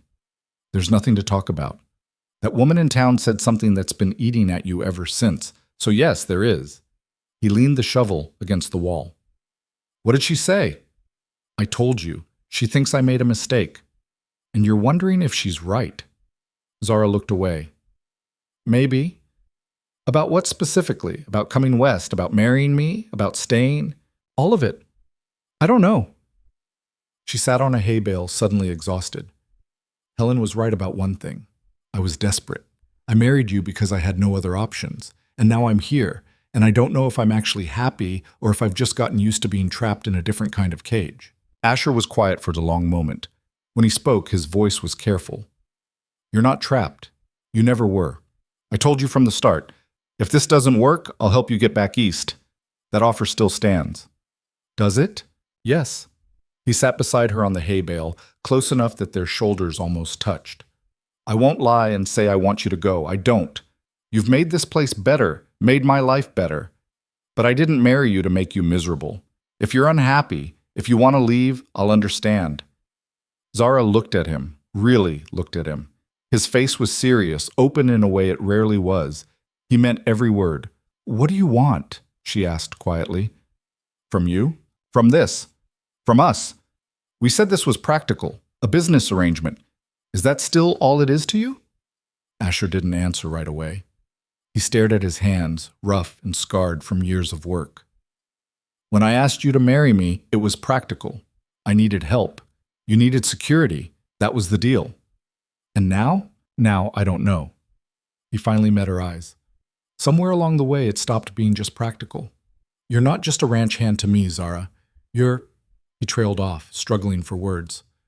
"I'm not good at this. Feelings, talking about them. My brother was the one who knew how to say things. I just know how to work." "Try," Zara said softly. He took a breath. "You're important to me. I look forward to talking with you in the evenings. I worry when you work too hard. I like the way you sing when you think I can't hear you. I like having you here." He paused. "Is that enough?" It was more than Zara had expected, more than she'd dared hope for from this reserved, solitary man. "Yes," she said, "that's enough." "What about you? What do you want?" Zara thought about Helen's pitying expression, about Philadelphia and the life she'd left behind. She thought about the garden she'd grown and the skills she'd learned and the quiet satisfaction of work well done. She thought about evenings on the porch with Asher, about the way he'd cared for her injured hand, about the small moments of connection they'd built over months of living together. "I want to stay," she said. Not because I have nowhere else to go, because this is where I want to be, with you. Something shifted in Asher's expression. Relief, maybe, or happiness. He reached out slowly, giving her time to pull away, and took her hand. His palm was warm and calloused against hers. I'm glad, he said simply. They sat there in the cold barn, hands clasped, while snow fell outside and cattle shifted in their stalls. It wasn't romantic or dramatic, but it was real, and that made it worth more than any grand gesture. Winter deepened.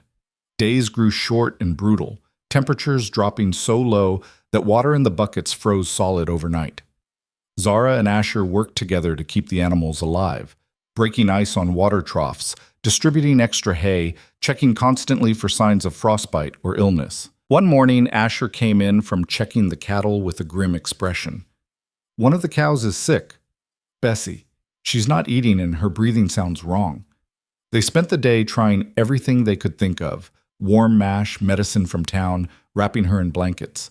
But by evening, Bessie was worse. Her breathing came in harsh, rattling gasps. She's not going to make it, Asher said quietly. Best thing now is to end it quick, so she doesn't suffer. Can't we do anything else? No, I've seen this before. It's lung sickness. Once it gets this far, there's no coming back. He looked at Zara.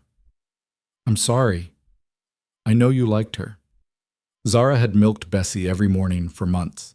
She'd talked to the cow while she worked, confided worries and hopes to an animal that couldn't judge her. Losing her felt like losing a friend. I'll do it, Asher said. You don't have to watch. No, I'll stay with her. Zara stroked Bessie's neck, feeling the labored rise and fall of her breathing. She shouldn't be alone. Asher nodded and went to get his rifle. When he came back, Zara stepped aside but kept her hand on Bessie's warm flank. The shot echoed in the barn, shockingly loud, and then there was silence. That night, Zara cried. She tried to do it quietly in her room, but Asher must have heard because he knocked softly on her door. Can I come in? Yes. He sat on the edge of her bed, not touching her but present. I'm sorry about Bessie. It's stupid to cry over a cow. No, it's not. She was part of our lives. It's okay to grieve her. Zara wiped her eyes. Everything dies out here, doesn't it? The animals, the plants in winter, people. It's all so fragile. Yeah, it is. Asher was quiet for a moment. But things also survive. We survived. We made it through summer and fall, and we'll make it through winter. Life's fragile, but it's also stubborn. It keeps going. Is that supposed to be comforting? I don't know. Maybe. He finally reached out and took her hand. All I know is we're here, we're alive, and we're facing it together. That counts for something. Zara squeezed his hand, drawing strength from the simple contact. Thank you for staying. Where else would I go? He said it like it was obvious. This is my room. She laughed despite herself, a watery sound, but genuine. I meant thank you for being here, for understanding. I know what you meant. He stood but didn't let go of her hand. Try to sleep. Morning comes early. After he left, Zara lay in the darkness feeling the warmth where his hand had been. Something was changing between them, had been changing for months. The practical arrangement was becoming something else, something neither of them had planned but both were starting to want. Christmas came, though they barely observed it. Asher cut a small pine and brought it inside, and Zara made decorations from scraps of cloth and dried berries. It looked pitiful compared to the elaborate trees she remembered from Philadelphia, but it was theirs. She gave Asher a new shirt she'd sewn in secret, working on it late at night after he'd gone to bed. He gave her a wooden box he'd carved, smooth and beautiful, with her initials on the lid. For your things, he said awkwardly. I know you don't have many, but when you do, you'll have somewhere to keep them. Zara ran her fingers over the carved letters. It's beautiful. You made this? Worked on it in the barn when you were busy with other things. He looked embarrassed. My brother was the woodworker. I'm not as skilled, but I tried. I love it. And she meant it. The shirt she'd given him was practical. This was personal, thoughtful in a way that touched her. That night, they sat by the small tree and talked. Asher told her stories about Christmases when his brother was alive, when their mother was still living and would make elaborate meals despite their poverty. Zara told him about Philadelphia, about her mother and the good years before sickness and debt destroyed everything. "Do you miss it?" Asher asked. "Your old life?" "Parts of it. I miss my mother. I miss not being cold all the time," she smiled. "But no, I don't miss Philadelphia. Not really. That life was over before I left. This is my life now." "And you're content with that?" Zara looked at him across the firelight. His face was serious, searching hers for truth. "Yes," she said. "I am." January brought the worst cold yet. Temperatures plummeted so low that even inside with the fire blazing, Zara could see her breath. They wore layers of clothes and still shivered. Going outside to tend animals became an exercise in speed. Work as fast as possible, then get back to warmth before frostbite set in. One morning, Asher didn't come down for breakfast. Zara called up the stairs but got no answer. Worried, she climbed to his room and knocked. "Asher?" A groan answered her. She pushed the door open to find him in bed, face flushed with fever. "I'm fine," he said, but his voice was weak. "Just need a minute." "You're sick." Zara felt his forehead burning hot. "When did this start?"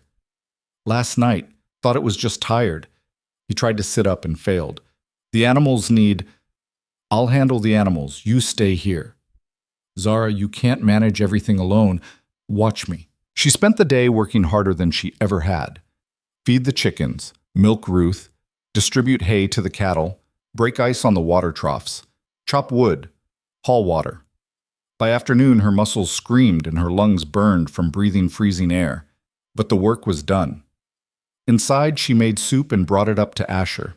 He was worse, shaking with chills despite the blankets piled on him. "You need to eat," she said. "Not hungry." "I don't care. You need strength to fight this." She sat on the edge of the bed and spooned soup into his mouth like he was a child. He was too weak to protest much. For 3 days, Asher stayed in bed, fever raging. Zara divided her time between caring for him and managing the ranch. She barely slept, catching an hour here and there in the chair by his bed. She changed the cool cloths on his forehead, forced water and broth into him, and prayed to whoever might be listening that he wouldn't die. On the 4th morning, his fever broke. Zara woke to find him watching her from the bed, his eyes clear for the first time in days. "You stayed," he said, his voice hoarse. "Of course I stayed. Where else would I be?" "The animals are fine. I managed." She felt his forehead, still warm but not burning. "How do you feel?" "Like I got trampled by a horse." He tried to smile. "But better than yesterday." "You scared me." The admission came out before she could stop it. "I'm sorry." He reached for her hand. "Thank you. For taking care of everything. For taking care of me." "That's what partners do." "Partners?" he repeated softly. "Is that what we are?" Zara looked at their joined hands. "I think we've been partners for a while now. We just didn't say it out loud." "Say it now then, out loud." "We're partners," Zara said. "In the ranch, in this life, in whatever comes next." "Yeah," Asher said, "we are." He kept hold of her hand as he drifted back to sleep, and Zara sat there watching him breathe, feeling something in her chest that was equal parts terror and hope. She cared about this man, more than cared. Somewhere in the months of working beside him, learning from him, building a life with him, she'd developed feelings that went far beyond practical partnership. The realization should have frightened her. Instead, it felt inevitable, like something that had been growing all along and she'd just finally noticed. By the end of January, Asher was back on his feet, though Zara insisted he take it easy for a few more days. He grumbled about it but complied, and Zara noticed he found excuses to be near her, helping with tasks she could manage alone, sitting in the kitchen while she cooked, finding reasons to touch her hand or shoulder in passing. One evening, as they sat by the fire, Asher said, "I've been thinking." "About what?" "About us. This arrangement." He looked at her directly. "When we got married, we said it was practical. Separate rooms, no expectations. But things have changed." Zara's heart beat faster. "Yes, they have. I don't want separate lives anymore." His voice was quiet but firm. "I want a real marriage.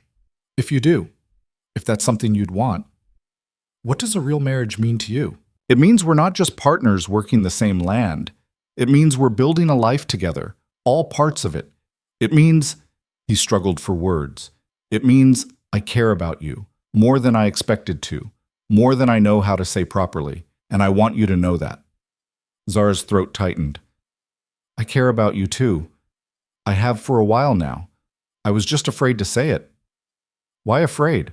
Because this started as desperation on both sides.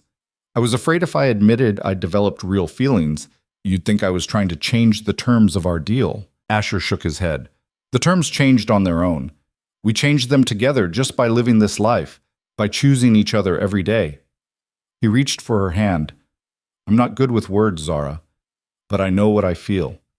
And I feel more for you than I've felt for anyone since my brother died. You brought this house back to life. You brought me back to life. Zara moved closer to him on the bench, their sides pressing together. I was so lost when I came here. I thought I was just surviving, making the best of a bad situation. But you gave me more than shelter. You gave me purpose. You treated me like an equal when everyone else saw me as a burden or worse. You were never a burden. I know that now. And I know that I love you. The words came out in a rush, terrifying and liberating at once. I don't know when it happened exactly. Somewhere between learning to milk cows and preserving vegetables and sitting with you in the evenings. But it did. I love you, Asher. He cupped her face in his rough hands, his gray eyes intense. I love you too. I think I have for months. I just didn't know how to say it. He kissed her then, gentle and tentative at first, then deeper as she responded.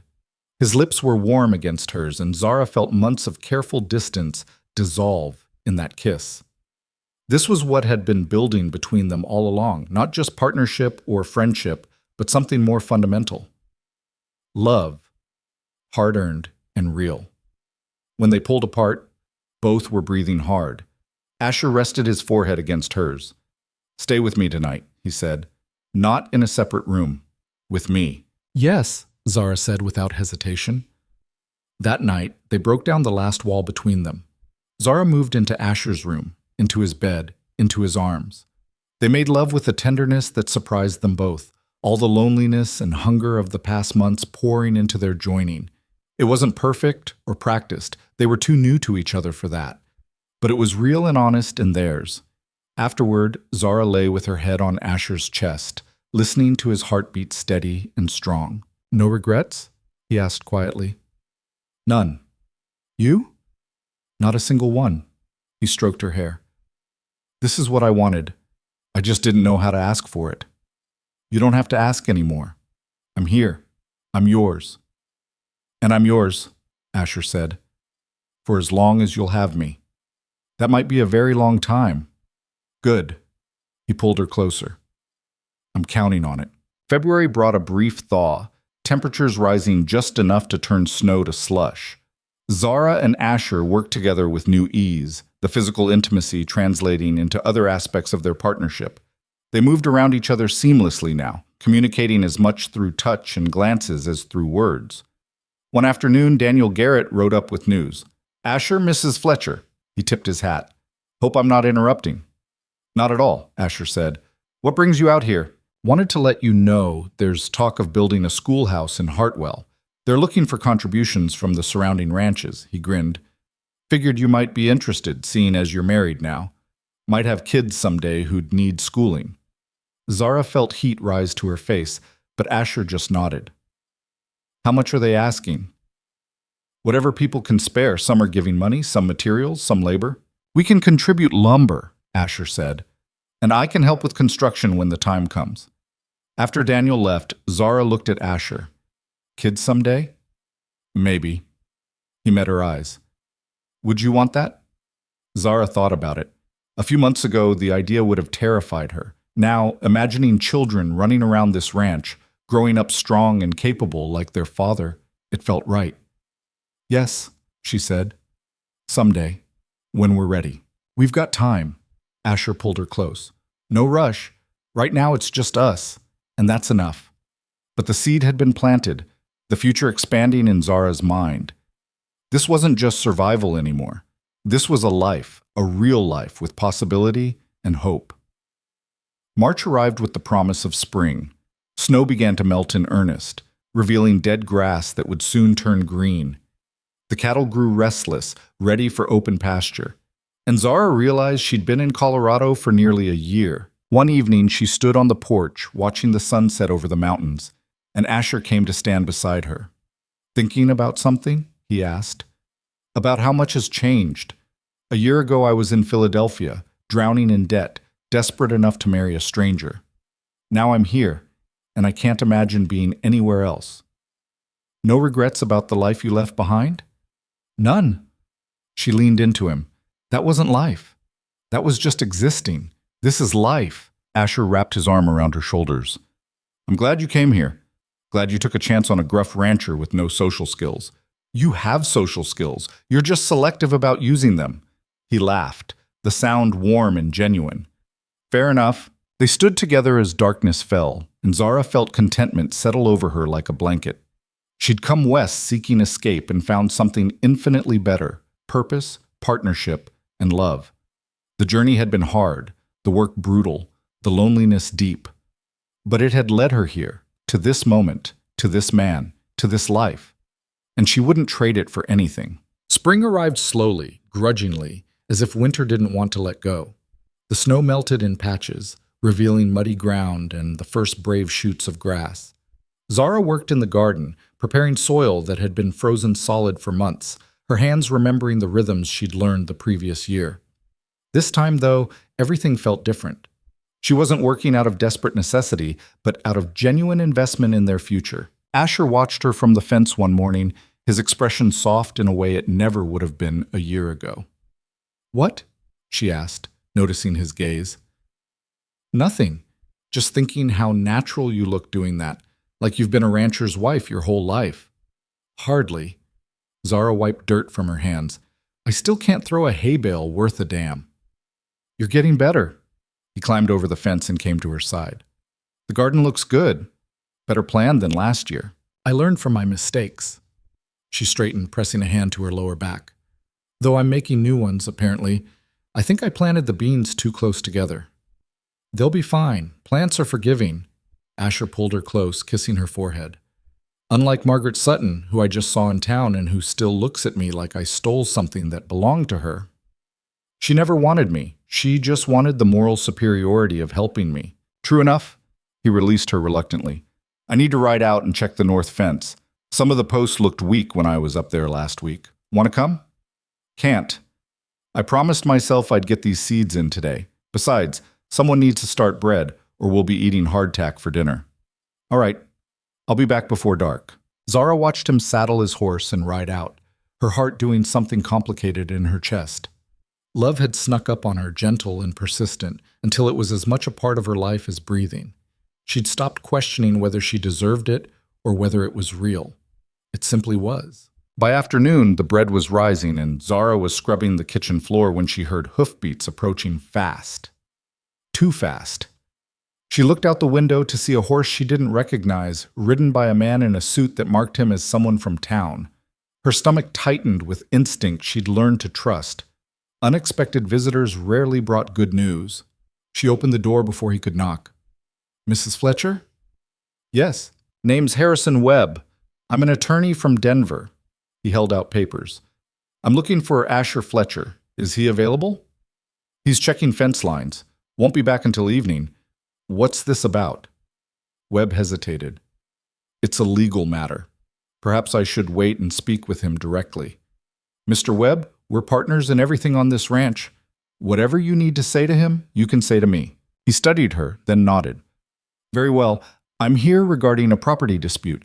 There's a claim that the eastern boundary of this ranch was incorrectly surveyed 20 years ago. The Henderson family, they own the adjacent property, are arguing that approximately 40 acres currently considered Fletcher land actually belongs to them." Zara felt ice form in her stomach. "That's ridiculous. Asher's father established those boundaries decades ago." "Yes, well, the Hendersons have recently had the land resurveyed. Their surveyor claims the original markers were placed incorrectly." Webb handed her the papers. "This is a formal notice of their intent to file a claim. Mr. Fletcher has 30 days to respond." 40 acres, Zara repeated. "That's a quarter of our best pasture land." "I understand this is concerning. I'd be happy to represent Mr. Fletcher's interests if he chooses to fight this claim. My fees are reasonable." I'm sure they are. Zara looked at the papers, the legal language swimming before her eyes. Thank you for delivering these, Mr. Webb. My husband will contact you if he decides he needs your services. After Webb left, Zara sat at the kitchen table, reading through the claim with growing anger. The Hendersons, she'd never met them, but Asher had mentioned them once or twice. They ran sheep, kept to themselves. Why were they doing this now, after all these years? When Asher returned just before sunset, one look at her face told him something was wrong. What happened? She handed him the papers. We have a problem. He read in silence, his expression darkening with each paragraph. When he finished, he set the papers down carefully, like they might explode. The Hendersons, he said flatly. Of course. You knew they might do this? I knew Frank Henderson has been struggling. Sheep prices are down, and he made some bad investments last year. I didn't think he'd resort to this. Asher ran a hand through his hair. 40 acres. That's the east pasture where we graze cattle all summer. Without it, we'd have to reduce our herd by a third. Can they actually win this claim? I don't know. The original survey was done by my father and old man Henderson together. They agreed on the boundaries. But if Frank got someone to resurvey and that person says it was wrong, he trailed off. Legal battles cost money we don't have. Even if we win, the lawyer fees could break us. Zara thought about the savings they'd carefully built over the year. It wasn't much, maybe enough to get through a bad season or pay for emergency medical care. A legal fight would consume it all and then some. We have to fight it, she said. That land is ours. Is it worth going broke over? Yes. Her voice was firm. Because if we let them take 40 acres now, what's next? Another neighbor decides our water rights are questionable? Someone claims the barn is on their property? You give ground once out here, people see you as weak. Asher looked at her for a long moment, then nodded slowly. You're right. My father built this ranch from nothing. I'm not letting it get picked apart because Frank Henderson got greedy. So what do we do? First, we find the original survey documents. My father kept records of everything. They should be somewhere in the house. He stood. Then we go to town tomorrow and talk to people who remember the original boundary agreement. Get statements if we can. Build our case before we spend money on a lawyer. They spent the evening searching through boxes in the attic, coughing on dust and sorting through decades of accumulated papers. Zara found letters, old receipts, her father-in-law's journal entries. Finally, near midnight, Asher pulled out a leather folder. Here. He opened it carefully. Inside were hand-drawn maps, compass readings, and a document signed by both Thomas Fletcher and Frank Henderson's father, Martin. This is the original survey agreement, dated 1854. Both men signed it. Zara looked at the careful handwriting, the precise measurements. This should prove the boundaries were mutually agreed upon. Should, but Frank can argue his father was coerced or didn't understand the measurements, or that the physical markers have shifted over time. Asher's jaw was tight. He's gambling that I don't have the money or the will to fight back. He's gambling wrong. They rode to town the next morning, the survey documents carefully wrapped in oilcloth. Sheriff Garrett listened to their story with a grim expression. I heard about this, he said. Frank's been talking around town, trying to drum up support for his claim. Says he's just correcting a historical injustice. It's theft dressed up in legal language, Asher said. My father and Martin Henderson were friends. They agreed on those boundaries fair and square. You got proof of that? Asher showed him the documents. Garrett studied them carefully, then nodded. This is solid, but you're still going to need a lawyer. Frank hired one from Denver. Expensive fellow from what I hear. He's not playing around. We can't afford a Denver lawyer. Then you need someone local who knows the history here, someone the judge will listen to. Garrett thought for a moment. Talk to Samuel Brennan. He's Thomas's younger brother. Came out here last year. He's practicing law now. Has an office above the Mercantile. The name hit Zara like a fist. Thomas Brennan. The man she'd been supposed to marry. The man whose death had set all of this in motion. She'd almost forgotten about him in the months since arriving. Now his brother was here, practicing law in the same town. Asher caught her expression. You don't have to come with me. No, I want to. She squared her shoulders. Let's go talk to Samuel Brennan. The law office was small but neat, with books lining the walls and a desk covered in papers. The man who stood when they entered was younger than Thomas would have been, maybe 28, with light brown hair and a serious expression. Mr. Fletcher, Mrs. Fletcher. His eyes lingered on Zara. I've been expecting you might come by. You heard about the Henderson claim, Asher said. Word travels fast in small towns. Samuel gestured to chairs. Please sit. I'd like to help if I can.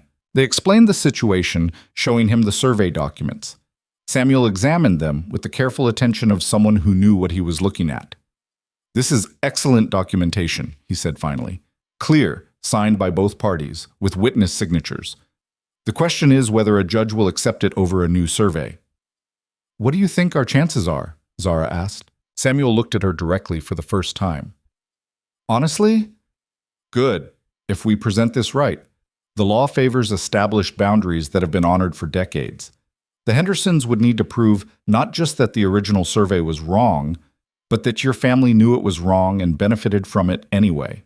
That's a high bar. But Frank Henderson has a Denver lawyer, Asher said. We can't match that kind of firepower. You don't need to. You need someone who knows local law and local judges. Samuel leaned back. I'll be direct with you. I'm new to this area and I need to build my practice. I'll take your case for a reduced fee, paid only if we win. If we lose, you pay my expenses, but nothing more. Why would you do that? Asher asked. Samuel glanced at Zara again, then away. Because I know something about the Fletcher family that others might not. My brother Thomas spoke highly of you in his letters, Mr. Fletcher. You helped him when he first arrived, taught him about ranching. He considered you a friend. He paused. And because I believe in justice, not legal theft. The unspoken truth hung in the air, that Zara had been meant to marry his brother, that circumstances had led her to Asher instead. But Samuel's expression held no resentment, only professional courtesy. We accept, Asher said. Thank you. They shook hands, and Samuel promised to file a response to the claim within the week. As they left, he called after them. Mrs. Fletcher, a word? Zara turned back. Asher gave her a questioning look, but she nodded for him to go ahead. Samuel waited until Asher was out of earshot. I wanted to say, Thomas would have been glad to know you found happiness. He wrote about wanting to build a good life here, about hoping to find a partner who could share that dream. It seems you did that, just with a different man. I'm sorry about your brother, Zara said quietly. I never knew him, but his letters were kind. He was kind. Too kind sometimes. This frontier needed harder men than him. Samuel smiled sadly. But you seem to have found the right match. Asher Fletcher has a reputation as a good man.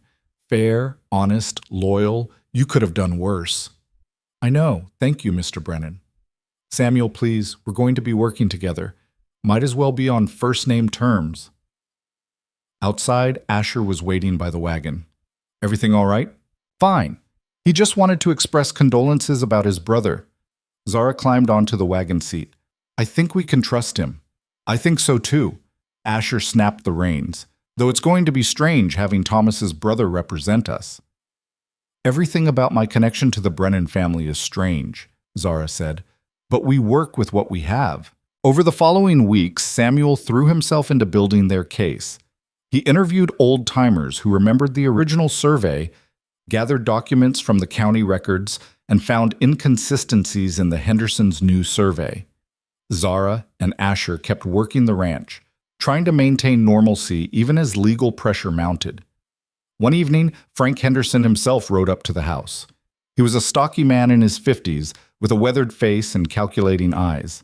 Fletcher, he said without preamble, I'd like to talk. Asher stepped onto the porch, positioning himself between Henderson and the door where Zara stood listening. Nothing to talk about until the judge makes his ruling. Don't be stubborn. I'm offering you a deal. You give up 20 acres instead of 40, and we call it settled. No court, no legal fees, no hard feelings. The answer is no. You're making a mistake. That lawyer you hired, Samuel Brennan, he's green, barely out of school. My attorney will eat him alive. Then I guess we'll see what happens in court. Henderson's expression hardened. You think you're better than me, Fletcher? You think because your father stole that land first, that makes it yours? My father stole nothing. He and your father agreed on those boundaries. My father was a fool who let himself be cheated. I'm not making the same mistake. Henderson turned his horse. Last chance, Fletcher. Take the deal or lose everything in court. Get off my property. After Henderson left, Zara came outside. He's scared. That's why he's offering a deal. Maybe. Or maybe he knows something we don't. Asher sat heavily on the porch steps. What if we lose, Zara? What if we spend everything on legal fees and lose anyway? Then we lose, but we fight first. She sat beside him. We didn't build this life by giving up when things got hard. We're not starting now. He took her hand. You're tougher than I am. No, I'm just too stubborn to know when I'm beat. The court date was set for late April. As it approached, Zara threw herself into work with almost manic energy, trying to keep her mind off the looming battle. She expanded the garden, planted more vegetables than they could possibly eat, cleaned and organized every corner of the house. Asher worked just as hard, repairing fences and buildings that didn't need repair, keeping his hands busy because his mind wouldn't settle. They made love with desperate intensity at night, clinging to each other like the world might end at dawn. 3 days before the hearing, Samuel came to the ranch with news. I found something, he said, spreading papers on their kitchen table. The surveyor Henderson hired, a man named Cyrus Todd, has a history. He's been sued twice for fraudulent surveys, both times in land disputes where he was paid by one party to produce favorable results. Can we use that? Asher asked. Absolutely. It goes to credibility. If we can show Todd has a pattern of producing surveys that benefit whoever pays him most, it undermines the Hendersons' entire case. Samuel looked energized, younger than his years. We might actually win this. The hearing took place in the courthouse in Hartwell, a simple building that served multiple functions. The judge was a severe-looking man named Whitmore, who'd been presiding over frontier disputes for 20 years. Zara sat behind Asher, watching as Henderson's expensive Denver lawyer, a man named Carlisle, who wore suits that cost more than most ranchers made in a year, presented their case.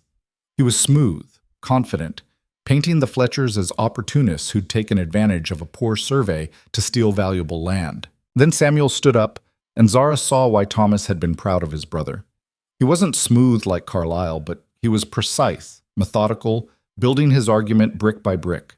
He presented the original survey documents, called witnesses who testified to the long-standing boundary agreement, and then delivered the killing blow, documentation of Cyrus Todd's fraudulent history.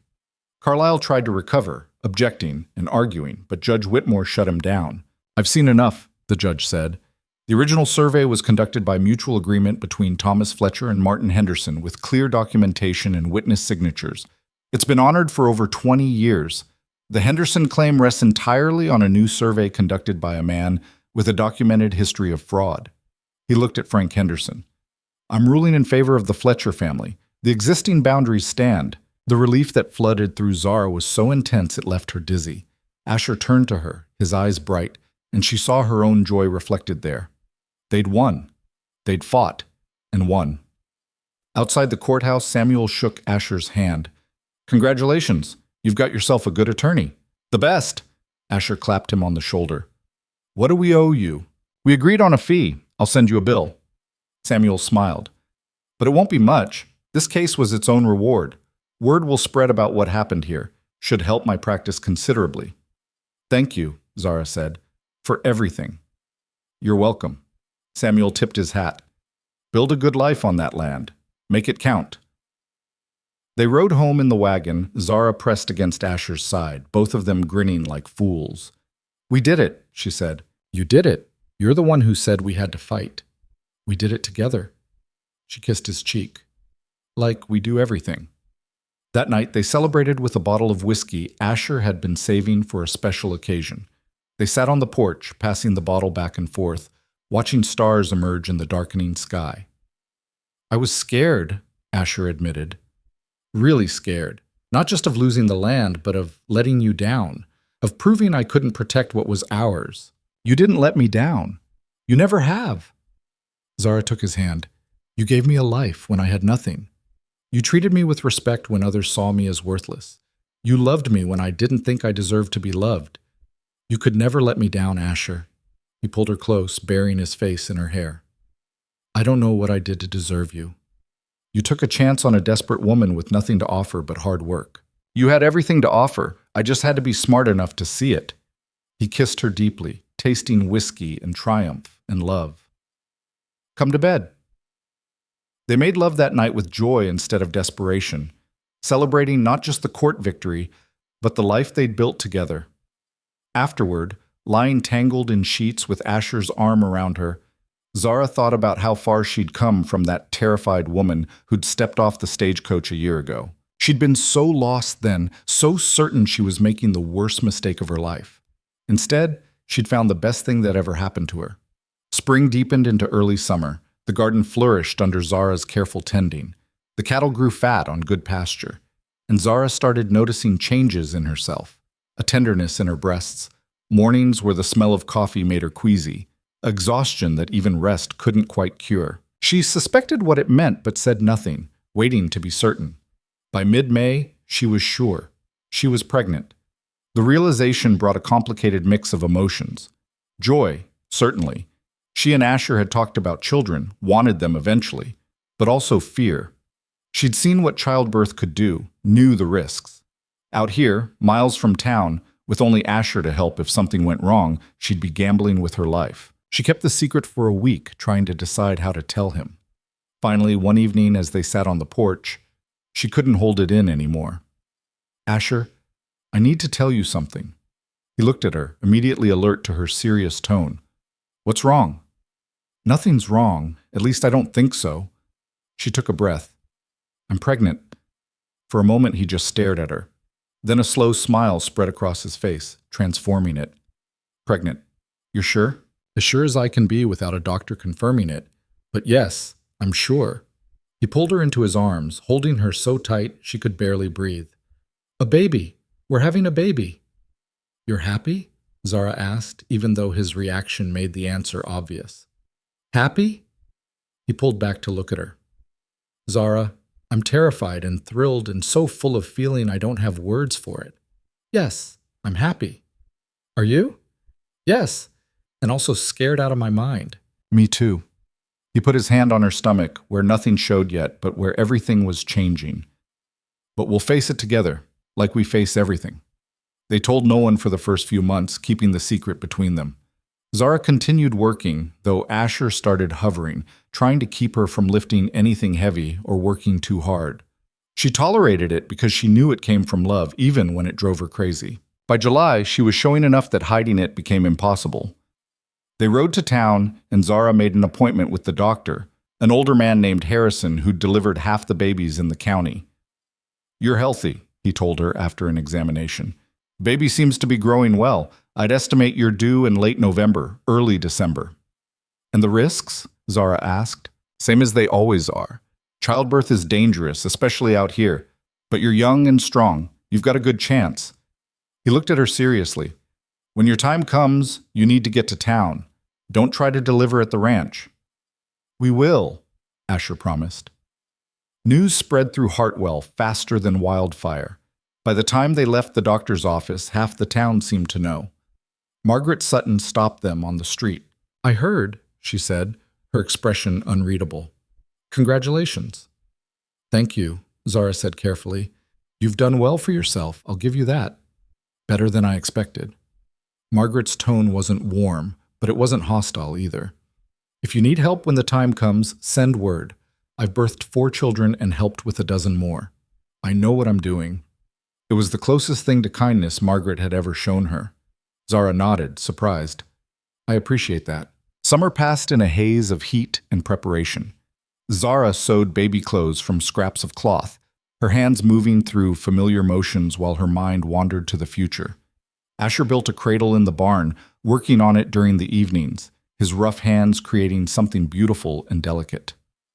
One night, as Zara lay in bed, she felt the baby move for the first time. A flutter like butterfly wings inside her. She gasped, pressing her hand to her stomach. "What is it?" Asher asked, immediately alert. The baby moved. "Here, feel." He put his hand where hers had been, waiting.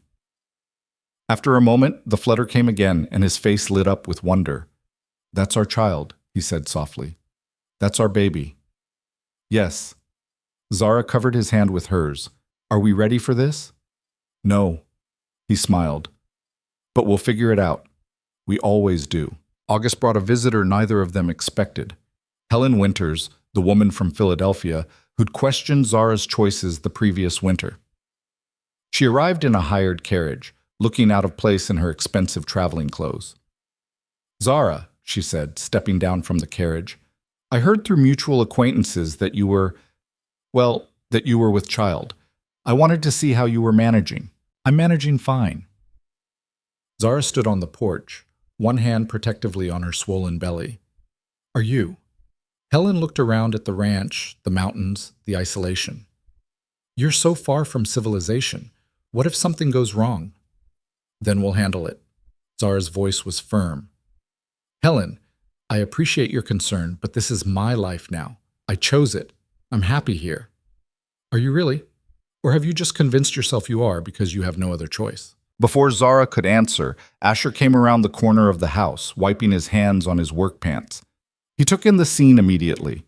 Zara tense, the strange woman in fancy clothes, the hired carriage. "Everything all right?" he asked, moving to stand beside Zara. "Fine."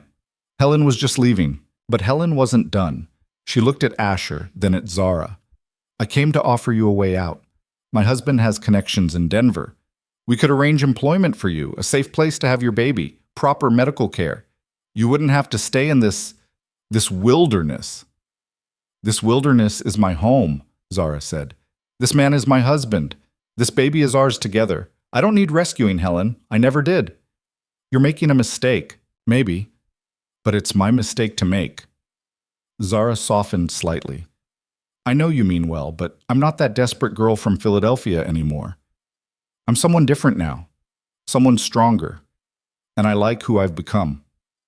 Helen studied her for a long moment, then sighed. "I can see that. You do look different, happier, maybe, despite everything." She climbed back into the carriage.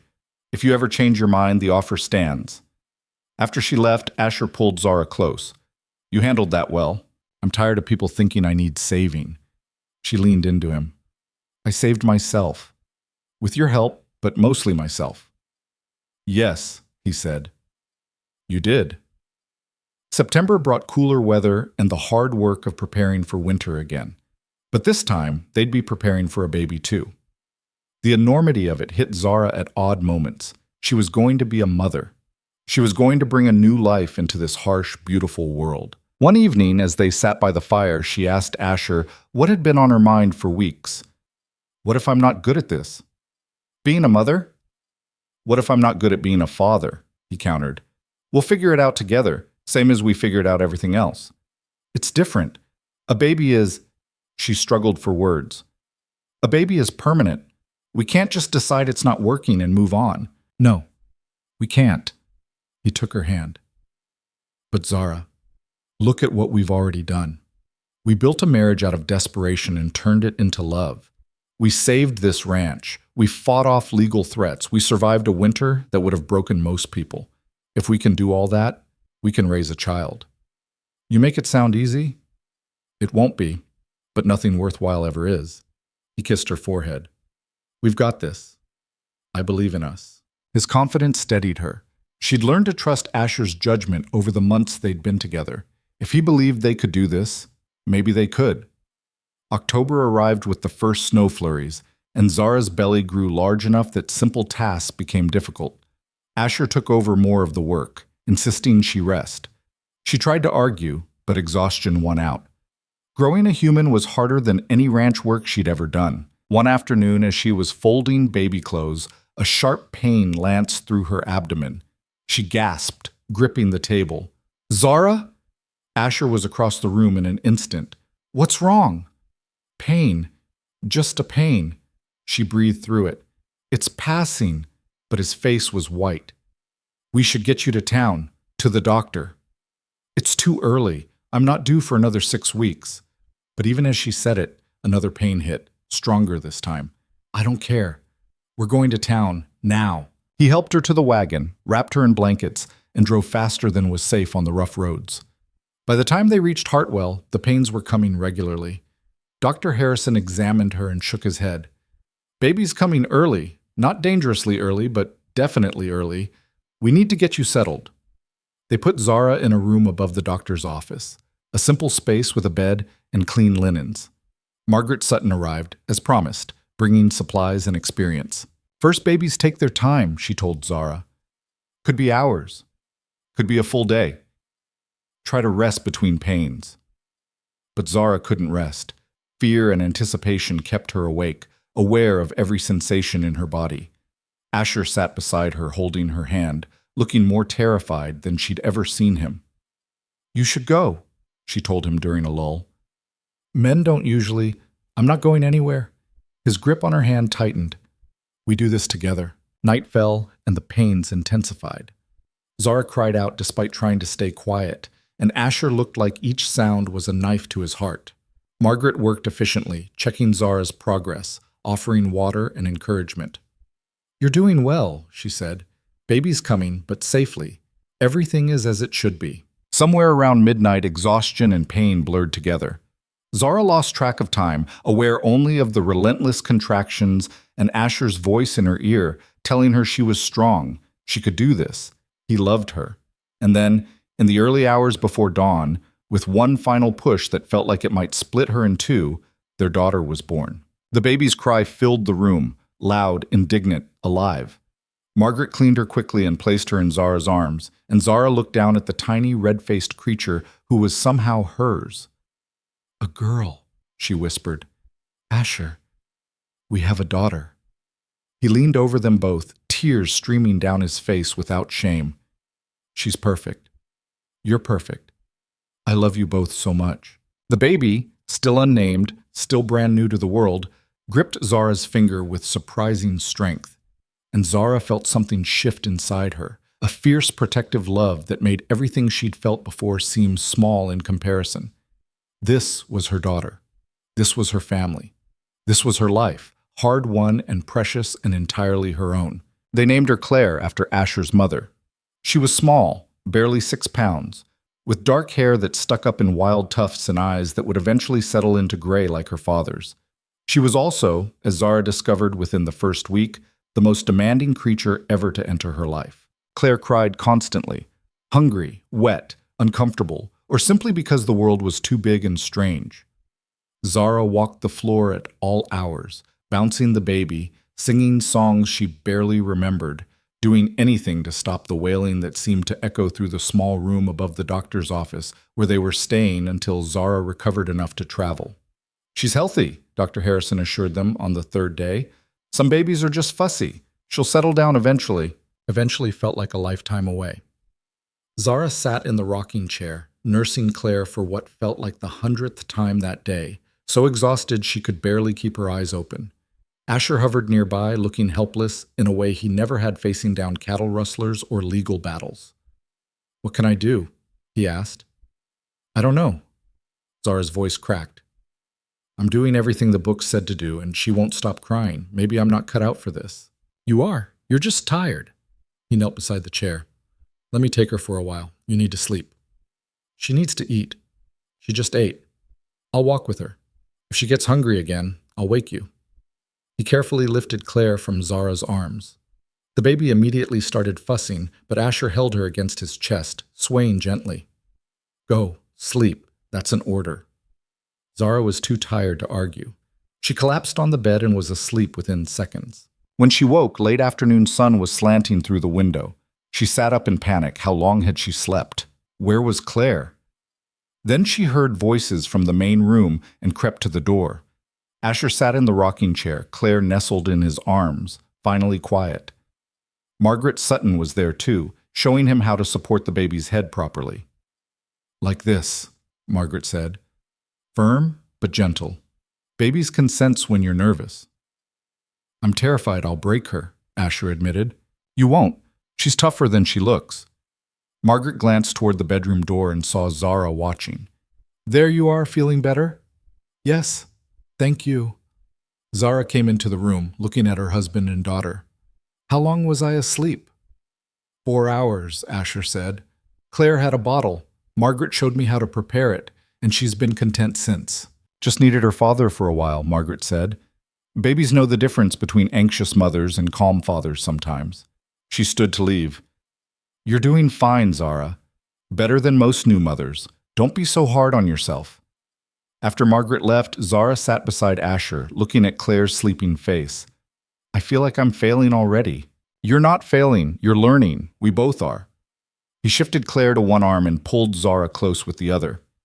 This is harder than anything we've done, but we'll figure it out, just like everything else. They went home a week later, the wagon moving slowly over the rough roads to avoid jostling the baby. Claire slept most of the way, wrapped in blankets against the November cold. When they arrived at the ranch, Zara felt emotion swell in her chest. Home. She was bringing her daughter home. The house looked the same, but felt different now. The cradle Asher had built sat beside their bed, waiting. The baby clothes Zara had sewn were folded neatly in the dresser. Everything was ready, or as ready as they could make it. That first night home, Zara woke every 2 hours to feed Claire, stumbling through the darkness in a haze of exhaustion. By the third night, she was so tired she started crying while nursing, unable to stop the tears that came from nowhere and everywhere at once. Asher found her like that, sitting in the rocking chair with Claire at her breast, tears streaming down her face. What's wrong? His voice was alarmed. I don't know, nothing. Everything. Zara wiped her eyes with her free hand. I'm just so tired and she needs so much, and I feel like I'm disappearing into this, and I love her so much it terrifies me, and I don't know what I'm doing. Breathe. Asher knelt in front of her. Zara, breathe. She tried, gulping air. Claire, oblivious, kept nursing contentedly. Listen to me, Asher said. You're doing everything right. Claire is healthy and fed and loved, but you need to take care of yourself too. Tomorrow, I'm handling the morning feeding. You're sleeping until you wake up naturally, even if that's noon. And I'm hiring someone from town to help a few days a week. We can't afford that. We can and we will. This isn't negotiable. His tone was firm. I won't watch you break yourself trying to do everything alone. That's not what partnership means. The next morning, true to his word, Asher took Claire downstairs at dawn. Zara woke 3 hours later, panicked, and rushed down to find him at the kitchen table, feeding the baby a bottle, while simultaneously reading a book on cattle breeding. She's fine, he said before Zara could ask. Ate well, had a clean diaper, and has been watching me read for the past 20 minutes. Claire's eyes were indeed fixed on her father's face, tracking his movements with the intense focus only babies could manage. Zara felt her panic ease. Thank you, she said. Don't thank me. She is my daughter too. I should be doing more. He looked up from the book. I talked to Margaret. She knows a young woman named Anna who just moved to Hartwell with her mother. She's looking for work and has experience with babies. Margaret's bringing her by tomorrow. Anna turned out to be a godsend, a quiet girl of 17 with capable hands and a calm demeanor that soothed even Claire's worst fussing. She came 3 mornings a week, handling laundry and basic housework while Zara rested or caught up on sleep. The difference was immediate. With help, Zara could breathe again. Winter settled in properly, and their lives found a new rhythm. Asher handled the outdoor work and the early morning feeding. Zara managed the house and most of Claire's care, with Anna's help. They took turns with night wakings, though Zara still did most of them since she was nursing. By December, Claire had grown chubby and alert, her eyes focusing on faces, her mouth forming sounds that weren't quite words but suggested she was trying. Zara discovered that motherhood, while exhausting, also brought moments of piercing joy. Claire's first smile, the weight of her sleeping in Zara's arms, the way Asher's entire face transformed when he looked at his daughter. Christmas came, and this year they celebrated properly. Asher cut a larger tree and Zara made decorations with Claire watching from her cradle. They had no gifts to exchange, but it didn't matter. They had each other and their daughter, and that was enough. On Christmas evening, as they sat by the fire with Claire asleep between them, Asher said, Do you remember last Christmas? How different everything was? We just admitted we had real feelings for each other, Zara said. We were still figuring out what that meant. And now we have a baby. He shook his head in wonder. Sometimes I can't believe this is my life, that you're my wife, that she's my daughter. 2 years ago, I was alone in this house, convinced I'd die alone too. 2 years ago, I was drowning in debt in Philadelphia, convinced I'd end up in a workhouse or worse. Zara leaned against him. We saved each other, I think. No. We built something together. There's a difference. He kissed the top of her head. I love you, both of you, more than I knew I could love anyone. I love you too. Zara looked down at Claire, so small and perfect, and theirs. Thank you for taking a chance on a desperate woman with nothing to offer. You had everything to offer. I was just smart enough to see it. January brought bitter cold and snow that piled against the house in drifts taller than Asher. They were trapped inside for days at a time, but the isolation didn't feel oppressive anymore. They had their small family, their warm house, enough food put up to last the winter. They had everything that mattered. Claire grew rapidly, her personality emerging.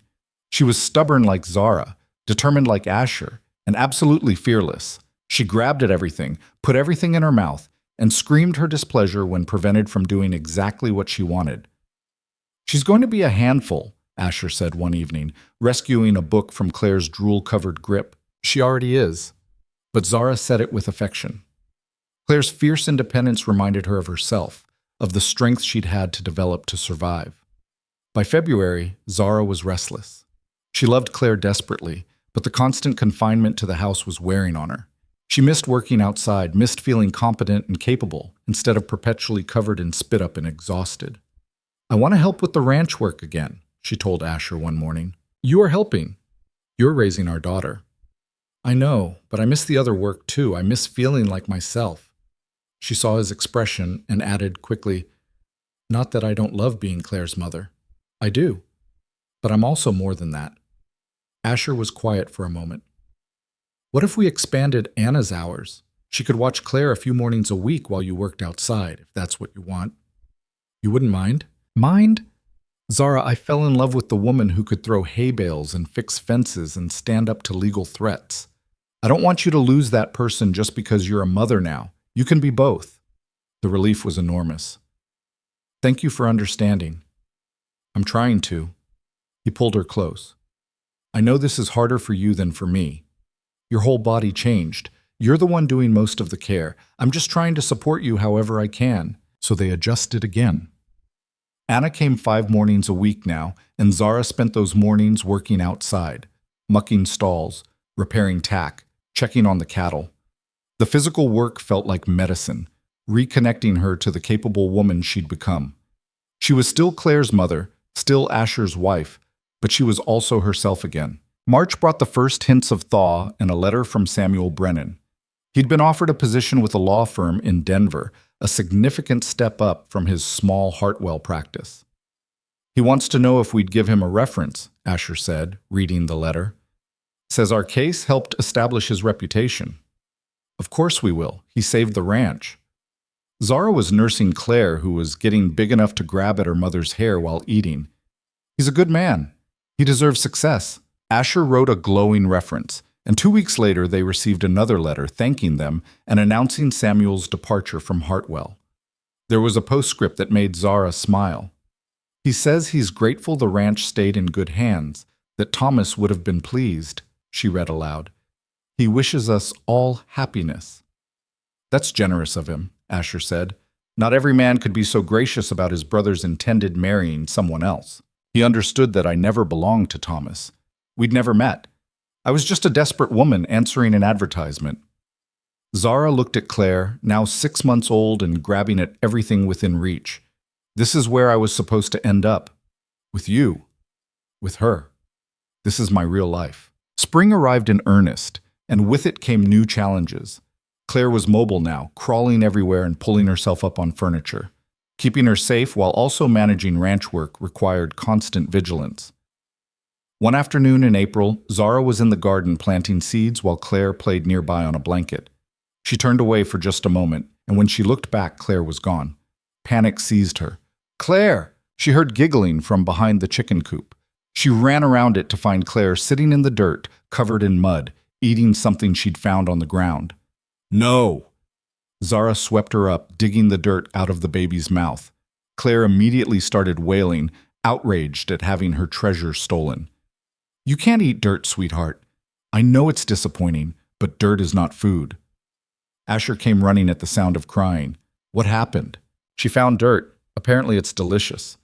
Zara held the muddy, screaming baby away from her clean dress. I turned away for 5 seconds. That's all it takes. He took Claire, who continued shrieking. Let's get you cleaned up, you little mud monster. That night, After Claire was finally asleep, Zara said, I was terrified when I couldn't see her, just for those few seconds before I found her. My heart stopped. Mine too, when I heard you shout. Asher pulled her close. That's parenthood, I guess. Constant terror that something will happen to them. How do people survive this? This much fear? By loving them anyway, by accepting that fear is the price of love. He was quiet for a moment. My mother told me once, before she died, that having children means your heart walks around outside your body for the rest of your life. I didn't understand then. I do now. Summer brought its own rhythm. Claire grew into a sturdy baby who laughed easily and explored everything. She loved the animals, squealing with delight at the chickens and trying to grab the cats' tails. She loved being outside, loved the garden, loved watching her father work. Zara had never imagined herself as a mother, but she'd never imagined herself as a rancher's wife either. She was learning that life rarely matched imagination. It was messier, harder, but also richer than anything she'd planned. One evening in July, as Zara was putting Claire to bed, she sang a song her own mother had sung to her. The melody was old, the words half forgotten, but she remembered enough. Claire's eyes drooped, fighting sleep, until finally they closed. Zara stood there looking down at her daughter, feeling the weight of love and responsibility and hope. This tiny person depended on her completely. It was terrifying and beautiful in equal measure. You asleep? Asher whispered from the doorway. She is. Zara carefully backed away from the cradle. I was just thinking about my mother, wishing she could have met Claire. What would she have thought of all this? You, here, married to a rancher? I think she would have been proud. Zara moved into his arms.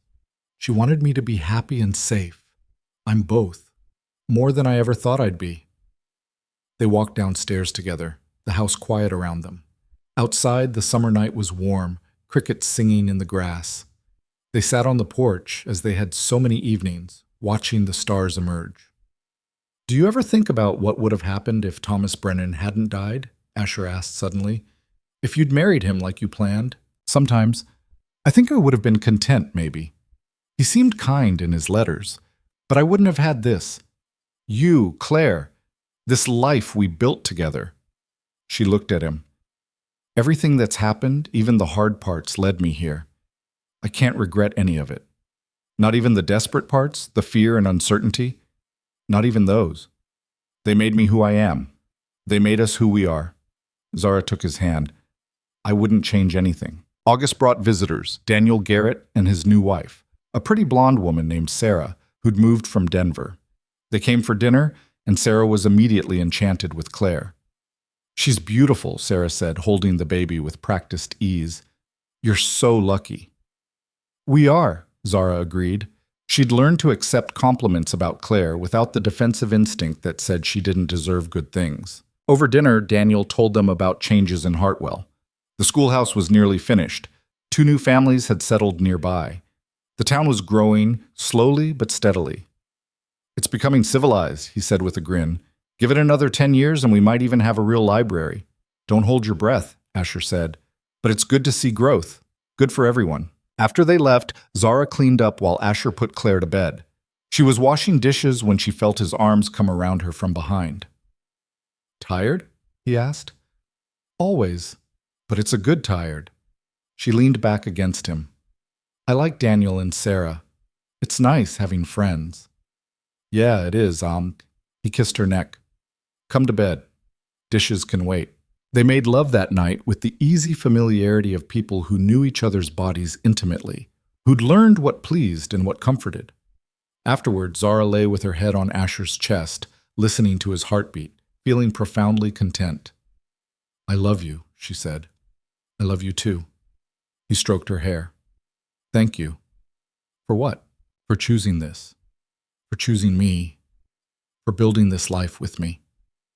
His voice was quiet in the darkness. I know it wasn't your first choice. I know you came here out of desperation, but you stayed because you wanted to. That means everything. You gave me a choice when I had none. You gave me respect when I had nothing. You loved me when I didn't know I was worth loving. Zara propped herself up to look at him. I chose you, Asher. Every day, I choose you. And I'd do it again in a heartbeat. He pulled her down for a kiss that said more than words could. September arrived with cooling temperatures and the work of harvest. Claire was nearly a year old now, walking unsteadily and babbling constantly in a language only she understood. She helped with everything, which meant she got underfoot and made every task take twice as long, but neither Zara nor Asher had the heart to discourage her enthusiasm. One afternoon, Zara was in the garden harvesting vegetables when Margaret Sutton rode up. They'd developed an unexpected friendship over the months, built on mutual respect, if not warmth. "Zara," Margaret said by way of greeting, "I brought something for Claire." She handed over a small cloth doll, hand-sewn with careful stitches. "Margaret, this is beautiful. Thank you. I made it from scraps, nothing fancy."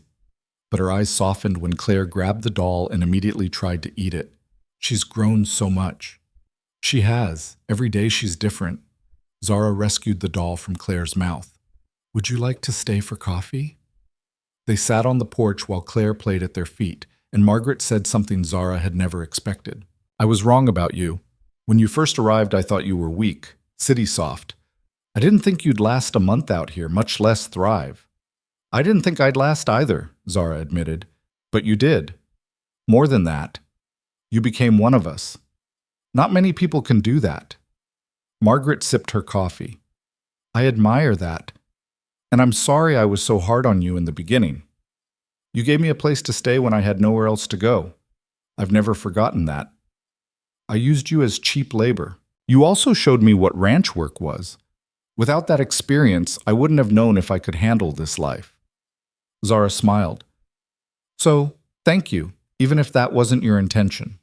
Margaret left an hour later, and Zara felt like something had shifted. She'd finally earned acceptance from one of the hardest women in the territory. It mattered more than she'd expected. October brought Claire's first birthday. They had a small celebration, just the three of them, plus Anna and her mother. Zara made a cake that didn't rise properly, and Claire smashed her slice all over her face, delighted by the mess. "Happy birthday, sweet girl," Zara said, wiping frosting from Claire's hair. Claire grinned, showing off new teeth, and said something that sounded remarkably like "Mama." Zara's breath caught. "Did she just—" "She did." Asher was grinning. "Say it again, Claire. Mama." "Mama!" Claire shouted, then laughed at their reactions. It was the first clear word, and it opened the floodgates. Within days, Claire was attempting new words constantly. Dada, cat, no, her favorite, more. Her personality emerged fully now, stubborn and sweet and absolutely fearless. Winter came again, their second full winter as a family. This time Zara wasn't afraid. They were prepared, experienced, confident in their ability to survive whatever the season brought. One snowy evening in December, as they sat by the fire with Claire asleep upstairs, Asher said, "I've been thinking about expanding the ranch, maybe adding more cattle, building a second barn. If we're careful, we could grow this into something substantial." "You want to build an empire?" Zara teased. "Not an empire, just security. Something to pass on to Claire someday. Something she can be proud of." He looked at Zara. "What do you think?" "I think it's a good idea. We've proven we can handle the work." She was quiet for a moment. "I never thought I'd care about land and cattle and building something lasting, but I do. I want this ranch to thrive. I want Claire to grow up knowing her parents built something real. Then we'll do it, together." They spent the winter planning, sketching designs for the new barn, calculating how many head of cattle they could support, discussing the future with the kind of optimism that would have seemed impossible 2 years ago. Spring returned, and with it came Helen Winters one last time. She arrived unannounced, as before, but this time her expression held no pity. "Zara," she said, "I came to apologize." "For what?" "For being condescending. For assuming you were making a mistake. For thinking you needed rescuing." Helen looked around at the ranch, at Zara in her work clothes with flour on her hands and contentment on her face. "You didn't need rescuing. You needed a chance. And you took it and built something remarkable." "Thank you for saying that. I also came to say goodbye.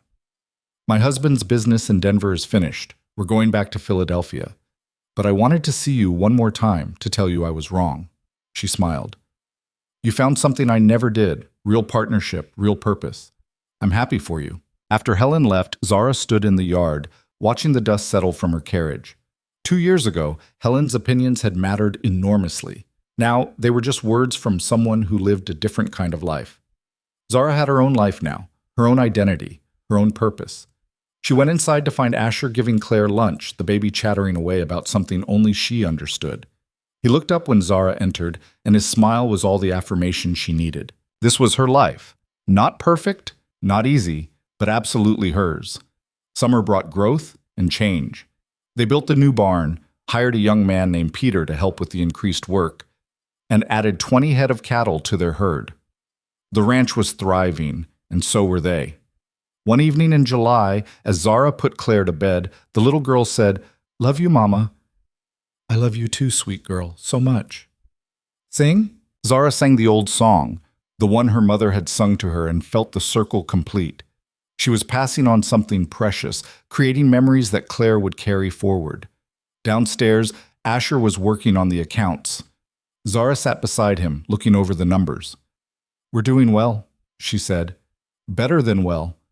We're actually making a profit." "We are." He set down his pencil. "I couldn't have done this without you.